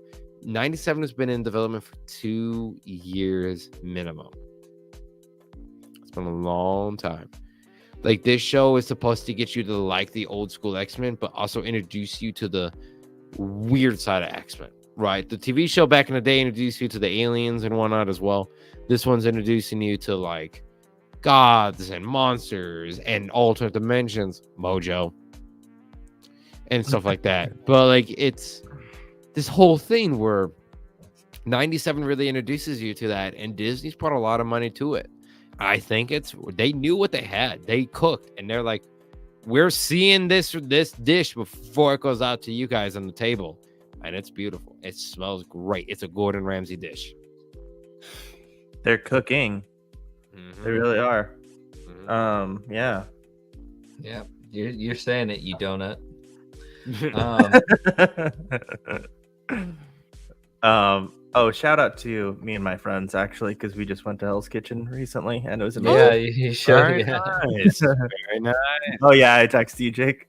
Yeah, you sent me like pictures. I was like, yeah, freaking butthead. It was awesome. I can't cuss on here, so that's what I gotta say. Appreciate Keep you. it PG. Yeah, you got it, bro. Been doing it long enough with you. This is the only time. Yeah, do you guys think that this show is gonna lead into Marvel's live action? No, you think it's just like a standalone? But I do hope that when they finally introduce X-Men into the MCU, I hope that they take a lot of inspiration from these versions of the characters. Like I said before, like I want like the MCU's Cyclops to be very similar to this Cyclops. Like, he needs to be the leader. He needs to play an important role, just like his whole demeanor and everything. Yeah. So you want Professor X dead? He's not dead. He's on another planet. He's not dead. All right, Joni knows. Yeah. He's not dead. He's not. He's dead. on the planet Heaven. No, he literally got taken by his weird X-Men 90s flex. He got taken to the alien planet where I don't remember what's its name and what they are, but they have to do with the Phoenix. I'm drawing a blank on him. It's been a long day of comic books. But I'm gonna tell you, I've been recording literally 7 hours in a row now. So my goodness, we gotta get you out of here. He's the real deal. Yeah, we gotta get you out of here, dude. It's been video streaming for like 6-7 hours. That's what it's been. we're struggling to do one show a week sometimes. Oh, Lord, yeah. Good luck. Cthulhu bless. Yeah, I'll tell you what. Let me tell you. Jake, what the heck? Yeah. Yeah, I gotta pick this I up. work man. I'm 3 slacking. jobs, brothers. You guys got no excuse here. Come on now. This guy putting us to Oh, shame. Lord. I used to write comic book scripts when we were early starting a comic company. There was a time, I think I've talked about it on a podcast. I wrote comic book scripts inside a green anaconda pin with 2 giant green anacondas. Yeah, I got no excuse. Keep up on the show. And they were chilled, by the way. They were very chill. They were very sweet anaconda. Shout out to those 2. Shout out. Hey, and so like, honestly, I don't think it's. I think the That is a pretty big flex. Yeah. With the being in there with the snakes. dude. I have stories for days. I've lived sure. 1 years in time in 10, so it's crazy. I think X-Men 97. I'll go back to that. I think it's gonna be like we'll see hints of it in Deadpool movie coming up. I will give it them that. I think we will see that. I'm being real. Like we can hype and say it's gonna be in there as much as we want, but I think we'll see at least a little bit of Easter eggs.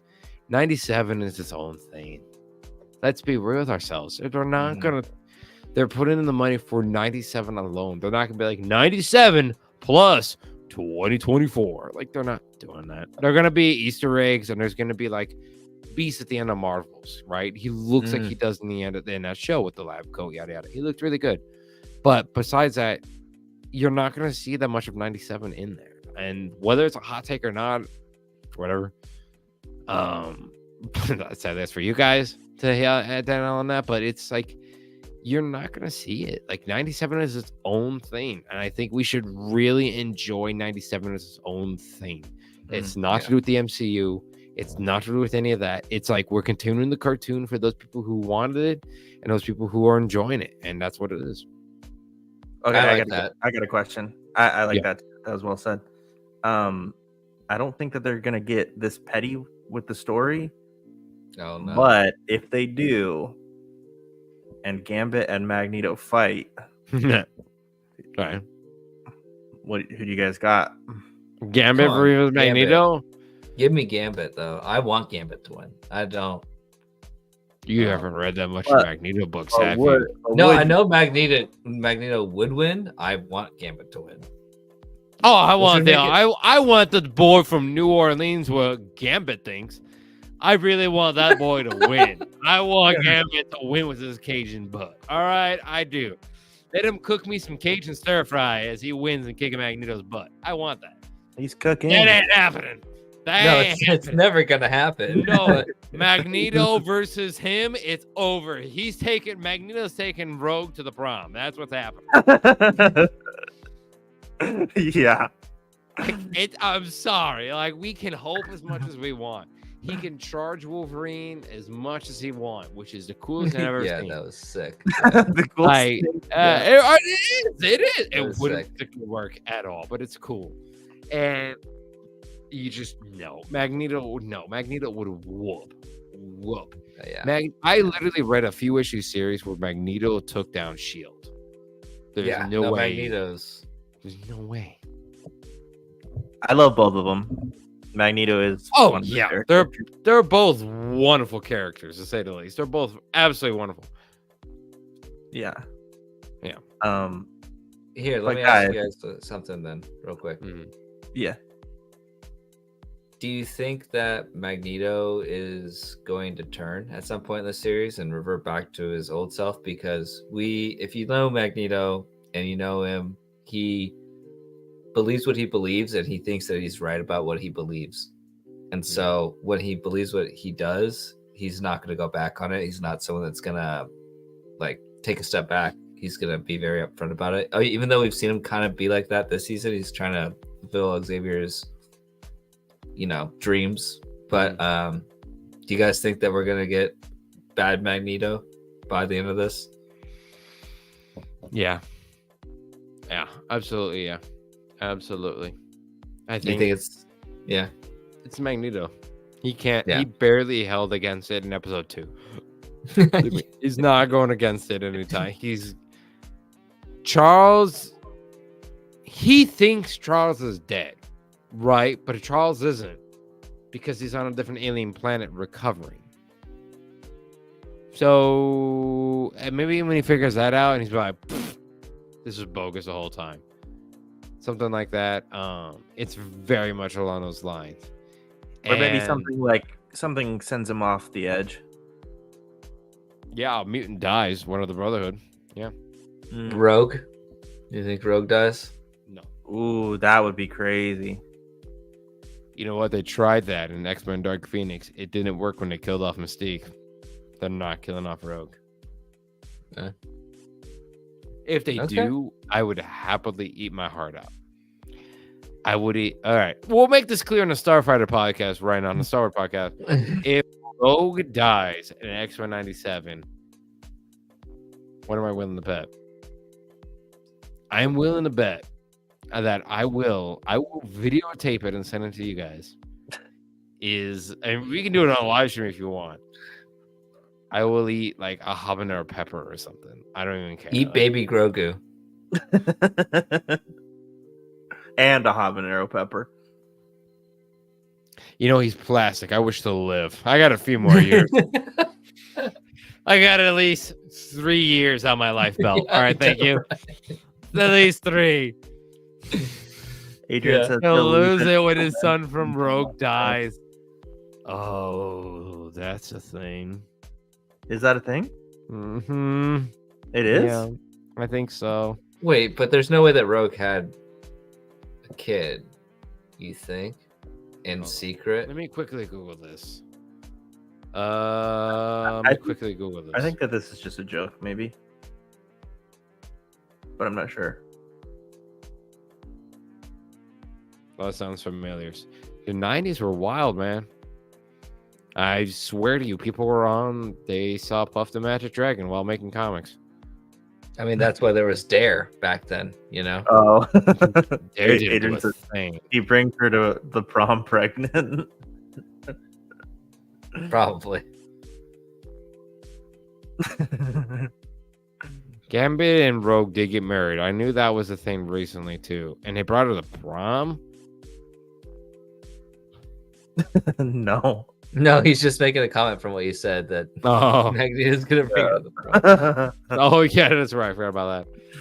I know it's been a long day. My God. What is the age difference? Yeah, I don't want to look at the age difference of that. That's part of the issue I had. I was like, "There's no way." Like, Rogue, please stop it. Like, just don't right now. In fairness, Magneto is a silver fox. I will give it that. You know what would be awesome though is if Gambit figures out that that's going on, confronts Magneto. He already did. But like gets upset and then Magneto kills him. And like that's what. No. If my wife rented out a room for somebody for a day and a half, I am no. No. He has his suspicions. Yeah. Suspicions. Dr. Sinister messed with them on it, you know. Mr. Sinister? No, Mr. Sinister told him the truth. That's what he told him the truth. He showed him literally the truth because Rogue and Magneto had the conversation of, we don't talk about that intimate time in the Savage Land. Like, oh, okay, all right. Like, you guys are doing that. That's the thing. Like, no. They don't need to talk about if they're doing it, you know? There doesn't need to be any words exchanged. So maybe that's how they get the bylaws. Because I don't want to see that. But guys, the optic blast from Cyclops when he does that crazy landing, come on. That was okay. I will admit, that was sick. That was really sick. That was. I was changing the subject, but also, come on, like that was a sick moment. I will agree on that one. It was amazing. And then he's just like he's yelling and just like letting out the anger for no reason. I'm here for it. I'm here for it. Yeah. I mean, needless to say, though, guys, I think we have 8-9 episodes of the season. We have a lot to go through, and I'm going to say we're not ready for any of it. No. Yeah. No. I hope it gets a lot crazier. I should say, kind of tie it into the theme of the podcast. We don't know, like the Star Wars show itself. We don't know any of the shows. We don't know where this is going, and I think that's a testament to Disney Plus and their writing. We don't know where any of this is going. I didn't know where Ahsoka was going. I had a theory because there's obviously the Clone Wars are going to make a reference. Andor, no idea. Mandalorian, clearly no idea. Boba Fett, no idea. Right? We have no idea. We have a theory. We have what we want, but what we want isn't a theory. That's the difference, Star Wars fans. Make that clear. What you want is not a theory. Very true. And also, theories might get you in trouble because they might build up your hopes. So maybe don't theorize so much, people. Oh, yeah. Absolutely. Hashtag theorist. Look at it. I'm always disappointed for a reason, folks. With your ideas in X-Men, I would tell you what, you ain't going to be disappointed because you might be proven right, sadly. Hey, I'm along for the ride on this one. I don't know too much about it, so I'm just soaking it up. I'm just enjoying it as it was. That's fair. That's fair. Well, before we wrap things up, guys, I wanted to also briefly touch on 2 new things that just came out for trailers. We had the Acolyte trailer that we haven't talked about yet. We've also had the trailer for Tales of the Empire. One of those gets a thumbs up, one of those gets a thumbs down. Take a guess. Really? Let me guess. Let me take a little guess here.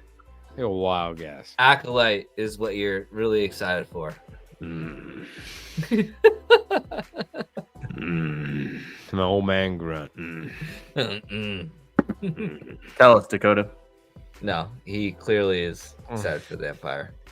Oh, Empire. Tales of the Empire is what I want. I want that fill-in of Ahsoka. I want that fill-in from that General Grievous in his Revenge of the Sith outfit. Great. Like, all that stuff there. The witches, all of it. Beautiful. Give me that. We love Tales of the Jedi. Give me that. What's next after Tales of the Empire? Who knows, but we're going to all watch it, right? The Acolyte. I thought it was a movie. It was. It got turned into a TV show. There's a lot of New Republic fans out there. I'm not one of them. I haven't read into it that much. I will give it that. Devil's advocate. I've even interviewed people from Star Wars who worked on stuff that led to the Acolyte. I'm iffy. I might watch it late at night. I got a Comic Chronicle cocktails, what I'll say. And, that's about what. Stay tuned to my Instagram for that. I got a recipes coming out here pretty soon. So. Okay. Yeah. I don't want to bash it because there's a lot of hardworking people clearly on it. There's a lot of big talent behind it. So I don't want to bash it. And then people be like, you said this on the Starfighter podcast. We're currently deal with that. But honestly, I'm not excited for it. It's all right. Jake bashes stuff all the time. All right. Well, glad to know. But also, I think that maybe we're all in agreement here. Their animated stuff for a while now has like that's been their zone. Yeah, definitely superseded the live action. Not Andor. Jake doesn't like Andor that much, but I love Andor. What? It was just we need to do something. What? We're gonna have an episode of nothing. Let's do the thing that we already said we were gonna do. 3 episodes ago, and then it was like that pattern, and I was like, "You have an emotional soul for that prison sequence? Do you have that?" No, that was like the one sequence that I was in love with. Everything else I was really annoyed with. Oh, and that ending of where she was supposed to say bleep the Empire. Come on. Yeah. And the heights. It had its moments. Too. Yeah, it had its moments, but there was just the pattern of the show I was just getting annoyed with how they wrote the show. The writing, I guess I should say the pace that they chose for that show. I was like, come on, just give me it. Stop talking about it. Can I give a big hot take on your guys' podcast about Star Wars fans? Yeah. Do it, man. Of course. We're all about hot takes. There It'll is go on TikTok, but sure, go right ahead. There is two Clipping types it. of Star Wars fans. There are the fans who like the Clone Wars and the warfare aspect with the clones, the rebels against the stormtroopers, all that. And there's the other type of fans who love the Jedi versus Sith. Those two rarely combine on a movie, on a cartoon, on a TV show, whatever it is, they rarely combine. But right now, we are in an era where they are giving us one of each, and they have yet to figure out how to combine both of those. Mm-hmm. And right now, we are in an era where everybody disagrees because they're giving us Andor, that fits one. They're giving us Ahsoka, that fits one. They're fitting the two niches of Star Wars fans. There are two types: the Jedi and the Rebels. Right? There's a soldier and there's the Force user. I guess one could say. yeah, That's what it is. And fight me on it. I've fought people against this, but that's what it is. Because look at the comics, look at the New Republic. New Republic fans, they're excited for the Acolyte. They're all Jedi versus Sith fans. People like me on the Clone Wars who want to see the clones versus Separatists, the Rebels versus the Stormtroopers, the Rebellion, all of that stuff, right? We don't care. We don't care about the Jedi versus Sith. We care about the Mandalorian because it's more in-depth, on our side grounded, right? That's the two type of Star Wars fans. I'm not the big Jedi fan. I love Jedi. I love all the lore. I used to have a holocron back in the day. And I'm more of a Rebel fan. I'm a guy on the ground. I'm in the trenches there. I'm fighting. I'm the Solo. I'm not the Luke. Yeah. I mean, I love both. I took a poll the other day, and I was curious to see what it was. I was on YouTube, and it was you have to get rid of one of these movies, and it was episode 3, episode 4, episode 5, and episode 6. No. And if I had to get rid of one of them, I would get rid of episode 4. Really? I could live without it. Make it clear, we're talking about Phantom Menace, right? We're talking about Revenge of the Sith, New Hope, Strikes Back, and okay. Yeah. So I had to show Dakota what kind of fan I am. Oh, goodness gracious. do you want me to pull out my Disneyland lightsaber, Dom? Do it, man. All Oh right. no. You're gonna see me in pajama pants, you fools. So what I just talked to him about is I took a poll, and that's beautiful. Look That's at cool. this. You did the elemental. It I looks should make like, it clear, the batteries have died. Yeah, mine too. I took the blade out. Bro, the batteries die so fast in those things. Really? You guys aren't just standing outside of your house for 3 hours a day? Just, No? No, I do love them though. I hope I they're high broke the quality. fourth wall with that, but it's fine. Yeah. I've been wearing cargo pants all day. I changed to pajama pants. Sue me. So like it's that it also should make it clear that also glowed green back when batteries worked, but AAA batteries don't really work with Disney. Of course. Yeah. Coolest thing I've ever done. I cried. Building a lightsaber. Just started a third rewatch of third rewatch. Dear Lord, sir, I've not even done a second. And I vouch for the show all the time, Adrian. My Lord, where do you have time? It's good. He's not sitting in a case with 2 pythons. So I haven't got done that time. in a while. Thank you very much. I've mostly been at animal shelters. Oh Lord. And when you're an animal cop for like 2 years, it tends to put a lot of time on your hands. Well, you tend to have a lot of time taken away. yeah. So But it which sounds like one we're all- would you get rid of, Dakota? Hmm? Which one would you get rid of? Out of the poll that I said. Wait, what was the poll? What was the poll? I took a poll that said you can get rid of only, like, if you could get rid of one and be okay, which one would it? And it was episode 3, episode 4, episode 5, and episode 6. And I chose episode 4 that I can get rid of. 5. Really? Strikes Back? I only What? like Empire for the first half. Are you crazy? I am crazy. I Oh my never. Wow. Endor, the Battle of Endor with Vader in there, with the added on there, with him and Palpatine talking, with them in their final battle. Like, as a kid, the VHS that won, it was a toss-up. New Hope always fell last. So maybe actually a correction. New Hope might be the one that falls last. So it does. And you realize most Star Wars fans would agree that, or would say that Empire is the best. Oh, I know. I'm definitely on the Return of the Jedi. Had better fight scenes. Return of the Jedi had better dialogue scenes. And Empire was great with Boba, and it was great with what it gave us. I loved it that the villains won, right? I love the Cloud City. I love the Cloud City fight. Oh, Cloud City's great. The introduction to all of them, like whatchamacallit, Lando's friend. Trying to blank on his name. The half computer dude. The guy with the ice cream machine. Yes, man. I knew his name too, but I'm forgetting it. Fubar. Yeah, but like besides that, like it's definitely the fact about it of it's great, right? But to me, I rewatched for some unknown reason. I didn't care about Ewoks. I don't care. I have an Ewok somewhere in my closet. I have no idea.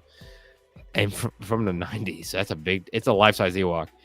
And oh my god. It's scary. I don't know where it went, but it's somewhere. Yeah, dude, seriously, it's in your closet somewhere. You just walk in there, oh my god, Jesus. No, it's in a bin. It's safe. Okay. It's safe from poltergeist. Thank you very much. All right, it's safe from that. So Adrian's asking me what my answer is. Jake, the question is from 3 to 6. I have to pick. Yeah. He's not gonna like my answer. Is it 6? It better not be 3. It's either 4 or 6. See, I said 4. Like I was like, I think probably 4. I know he would say 3. Oh no.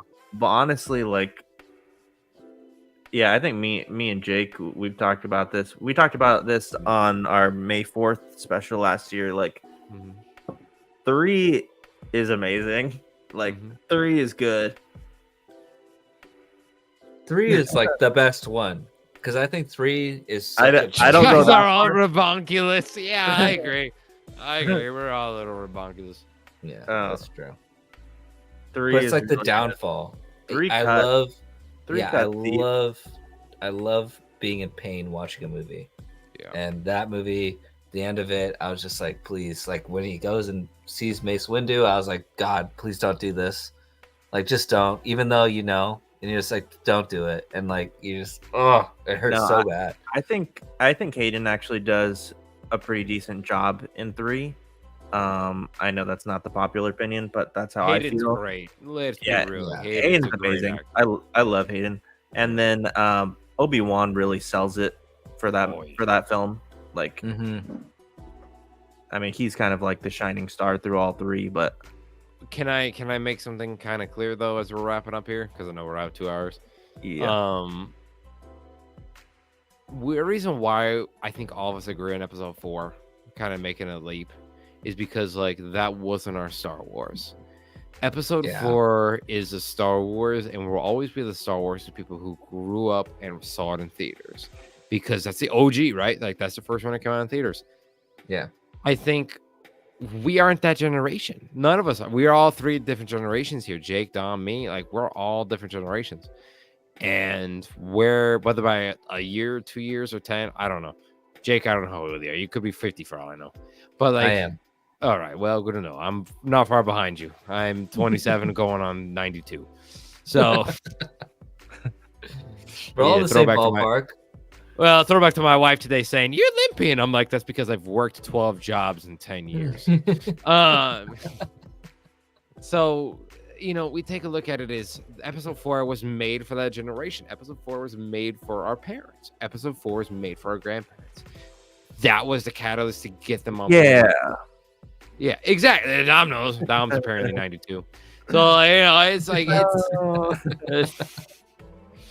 it's that thing of like, it's not for us. And like the other episodes, even Return of the Jedi and Empire, were made for us because we watched them in VHS, Laserdisc, if you're that old too. I'm curious how many people don't know what Laserdisc is. Please comment down below because I've had an argument with coworkers recently about this. I don't think I've ever seen one or watched anything on one. No, I watched Empire on Laserdisc. Are you kidding me? I don't know. Oh, good Lord. Okay. Just like being tortured by the dialect in a whole more direction. Yeah, that makes sense. And Jake. Oh, Jake, you're being singled out. That's fine. I'll take the heat because I know he's wrong. So. All right. But I was saying, like, it's definitely that. Love you, Adrian. Shout out to you, Adrian. Each generation has their Star Wars, right? We had Clone Wars, but I think like our grandparents / parents right now, because we're hitting that age now, is like their episode 4. Episode 4 is their Star Wars, no matter what, because it's what they first saw and it changed the ball game. For us, we had everything after that, and that's our Star Wars. My Star Wars is Clone Wars. Always will be, always will. Even if it's a cartoon, that's my Star Wars, man. Yeah, I like the new ones. I like the old ones. I love Return of the Jedi. That's where we're at. Like, and I think we should. I just want to make that clear for everybody too. Like, oh, they're not shooting episode 4. That's because it's not made for us. That was made for everybody back in the 70s. Oh gosh. Yeah, no, I can agree with you. And I still need to do a spicy Star Wars debate episode. I paid to see that one. We got to do that. There we go. Yeah, I mean, I still love A New Hope. Don't get me wrong. Oh yeah. Yeah. Episode 3 is the one that I've probably seen the most because I played that nonstop as a kid. And I remember my mom let me skip school to go and see that for this, I think the second time, with my brother-in-law, which was awesome. Shout out to mom. Shout out, mom. Nice. I don't think she would have let my brother Adrian do something like that, skip school to go see Star Wars, but she let me. No, not any day. You can't get away with that. The truth comes out. There would be a post on Twitter or Instagram about that, or Facebook. They'd be like, "I did this today." I'd be like, Oh Lord, I sound old at that. Boy. Yeah, back before social media was a thing. Yeah. We'd be in trouble. Yeah. Most definitely. All right, guys. I feel like we're wrapping things up here soon. There was one more question for you earlier, Dakota, that we gotta get. Yeah, what you got? If there's any more questions, fire them in now, guys. We're about to wrap up here. Okay, Vic's World again. Dakota, I know you mentioned earlier Daredevil barely disappoints, but I hated Daredevil Volume 6, Doing Time, and the Woman Without Fear comic run. Matt literally sat in a jail doing nothing. Yeah, that is true. Matt did sit in jail doing nothing. He did a little bit of stuff in jail, but that was also like they wanted to show Daredevil in jail because, like, of course, he's going to be in there and such as well, too. I can see where you can hate Daredevil Volume 6, Doing Time. It gave us good artwork, but it definitely isn't a story made for everybody. I mean, and here's the thing, too. You can love a character, but you're not going to love every storyline, right? Like, I'm an easy guy to please. I really am. Like, there's very few things I'm going to hate. Like, I currently like the Suicide Squad Kill the Justice League video game. I love it, and people hate it. I've literally gotten, like, 10 comments in the past 2 hours on my TikTok about how people say it's stupid. But I love it. It's great. Well, like, here's the thing. Like, each comic book is made for a different person, and if Daredevil Doing Time wasn't that Volume 6, that wasn't made for you, man. That's the thing about it, too. It's the beauty of comic books is you're going to have stories you like and stories you don't like. That's just how it goes. Yeah. Unlike, it's the same with movies and TV shows. You're going to have a season like a Modern Family you don't like or a Star Wars episode you don't like. And, you know, here we are. Like, that's the same with that. And with comic books, they're the same way. Different artists and different writers come on and they change the ball game every time they come on for a different volume. Very rarely is it they're the same artist and writer. But here we are. So each one changes and each one changes their sense of style about it. For sure. 100%. Mm-hmm. Guys, it's been a great show. Yeah, absolutely. This has been a blast. He's tired. There's my wife. Hello, wifey. Hi. Shout out. Hello. Hi, Miss Dakota. All right. Yeah, she's going out there. Alrighty, but thank you guys, man, for inviting me on Thank here. you to this again. show. We appreciate you. Yeah, man. Yeah, absolutely. Where can the people find you? Let them know. As you see it on the video, at Dakota_Morgan97 on Instagram, Twitter/X is at Dakota Morgan 3, and Twitch is CodaRex97. Awesome. Yeah. Oh, and YouTube, Dakota Morgan, by the way, too. Yeah. And the Comic Chronicle Podcast is available wherever you listen to podcast. So a lot of places you can find me. So the Comic Chronicle Podcast isn't your YouTube? No, that's not my YouTube. My YouTube page is Dakota Morgan, because on YouTube I do comic book stuff mixed with dinosaur stuff as well. So I'm gonna have to check that out. Dino Times is our big hit show. Yeah, Dino Times very much is an education show I do where I talk about paleo, like with prehistoric creatures and dinosaurs and education interviews and stuff like that too. Hardworking man out there. God. We appreciate you. Yeah. Don't even talk about dinos because I have like a million questions I want to ask. Oh boy, I say is I thank the Lord that I have a sponsorship with a coffee company right now. So I'm really thankful. Oh, thank God. Because I need it. I really need it. Oh, they're like, you want free stuff? Yes. And I'm not giving out who it is, but if you're a military fan, you know who I'm talking about. It starts with the word black. There you go. Oh, nice. Well, thank you so much again, Dakota. Jake, always a pleasure. We have a blast here on the show. Thank you, everyone, for tuning in. And then one other thing real quick. Usually our show is on Wednesdays. I think we might be trying out Mondays again. We'll talk about it. We'll see, but we'll talk about it. Next week we'll be back regardless. Sweet. And yeah. Kind of look forward to this on coming out on Wednesday. Yes. Awesome. Yes. All right. I'll be sure to promote it then, guys. All right. We will have you back again soon. Sweet. Thank you, guys. You guys take care, okay? Yeah, you have a good one. We'll see you guys later. Peace.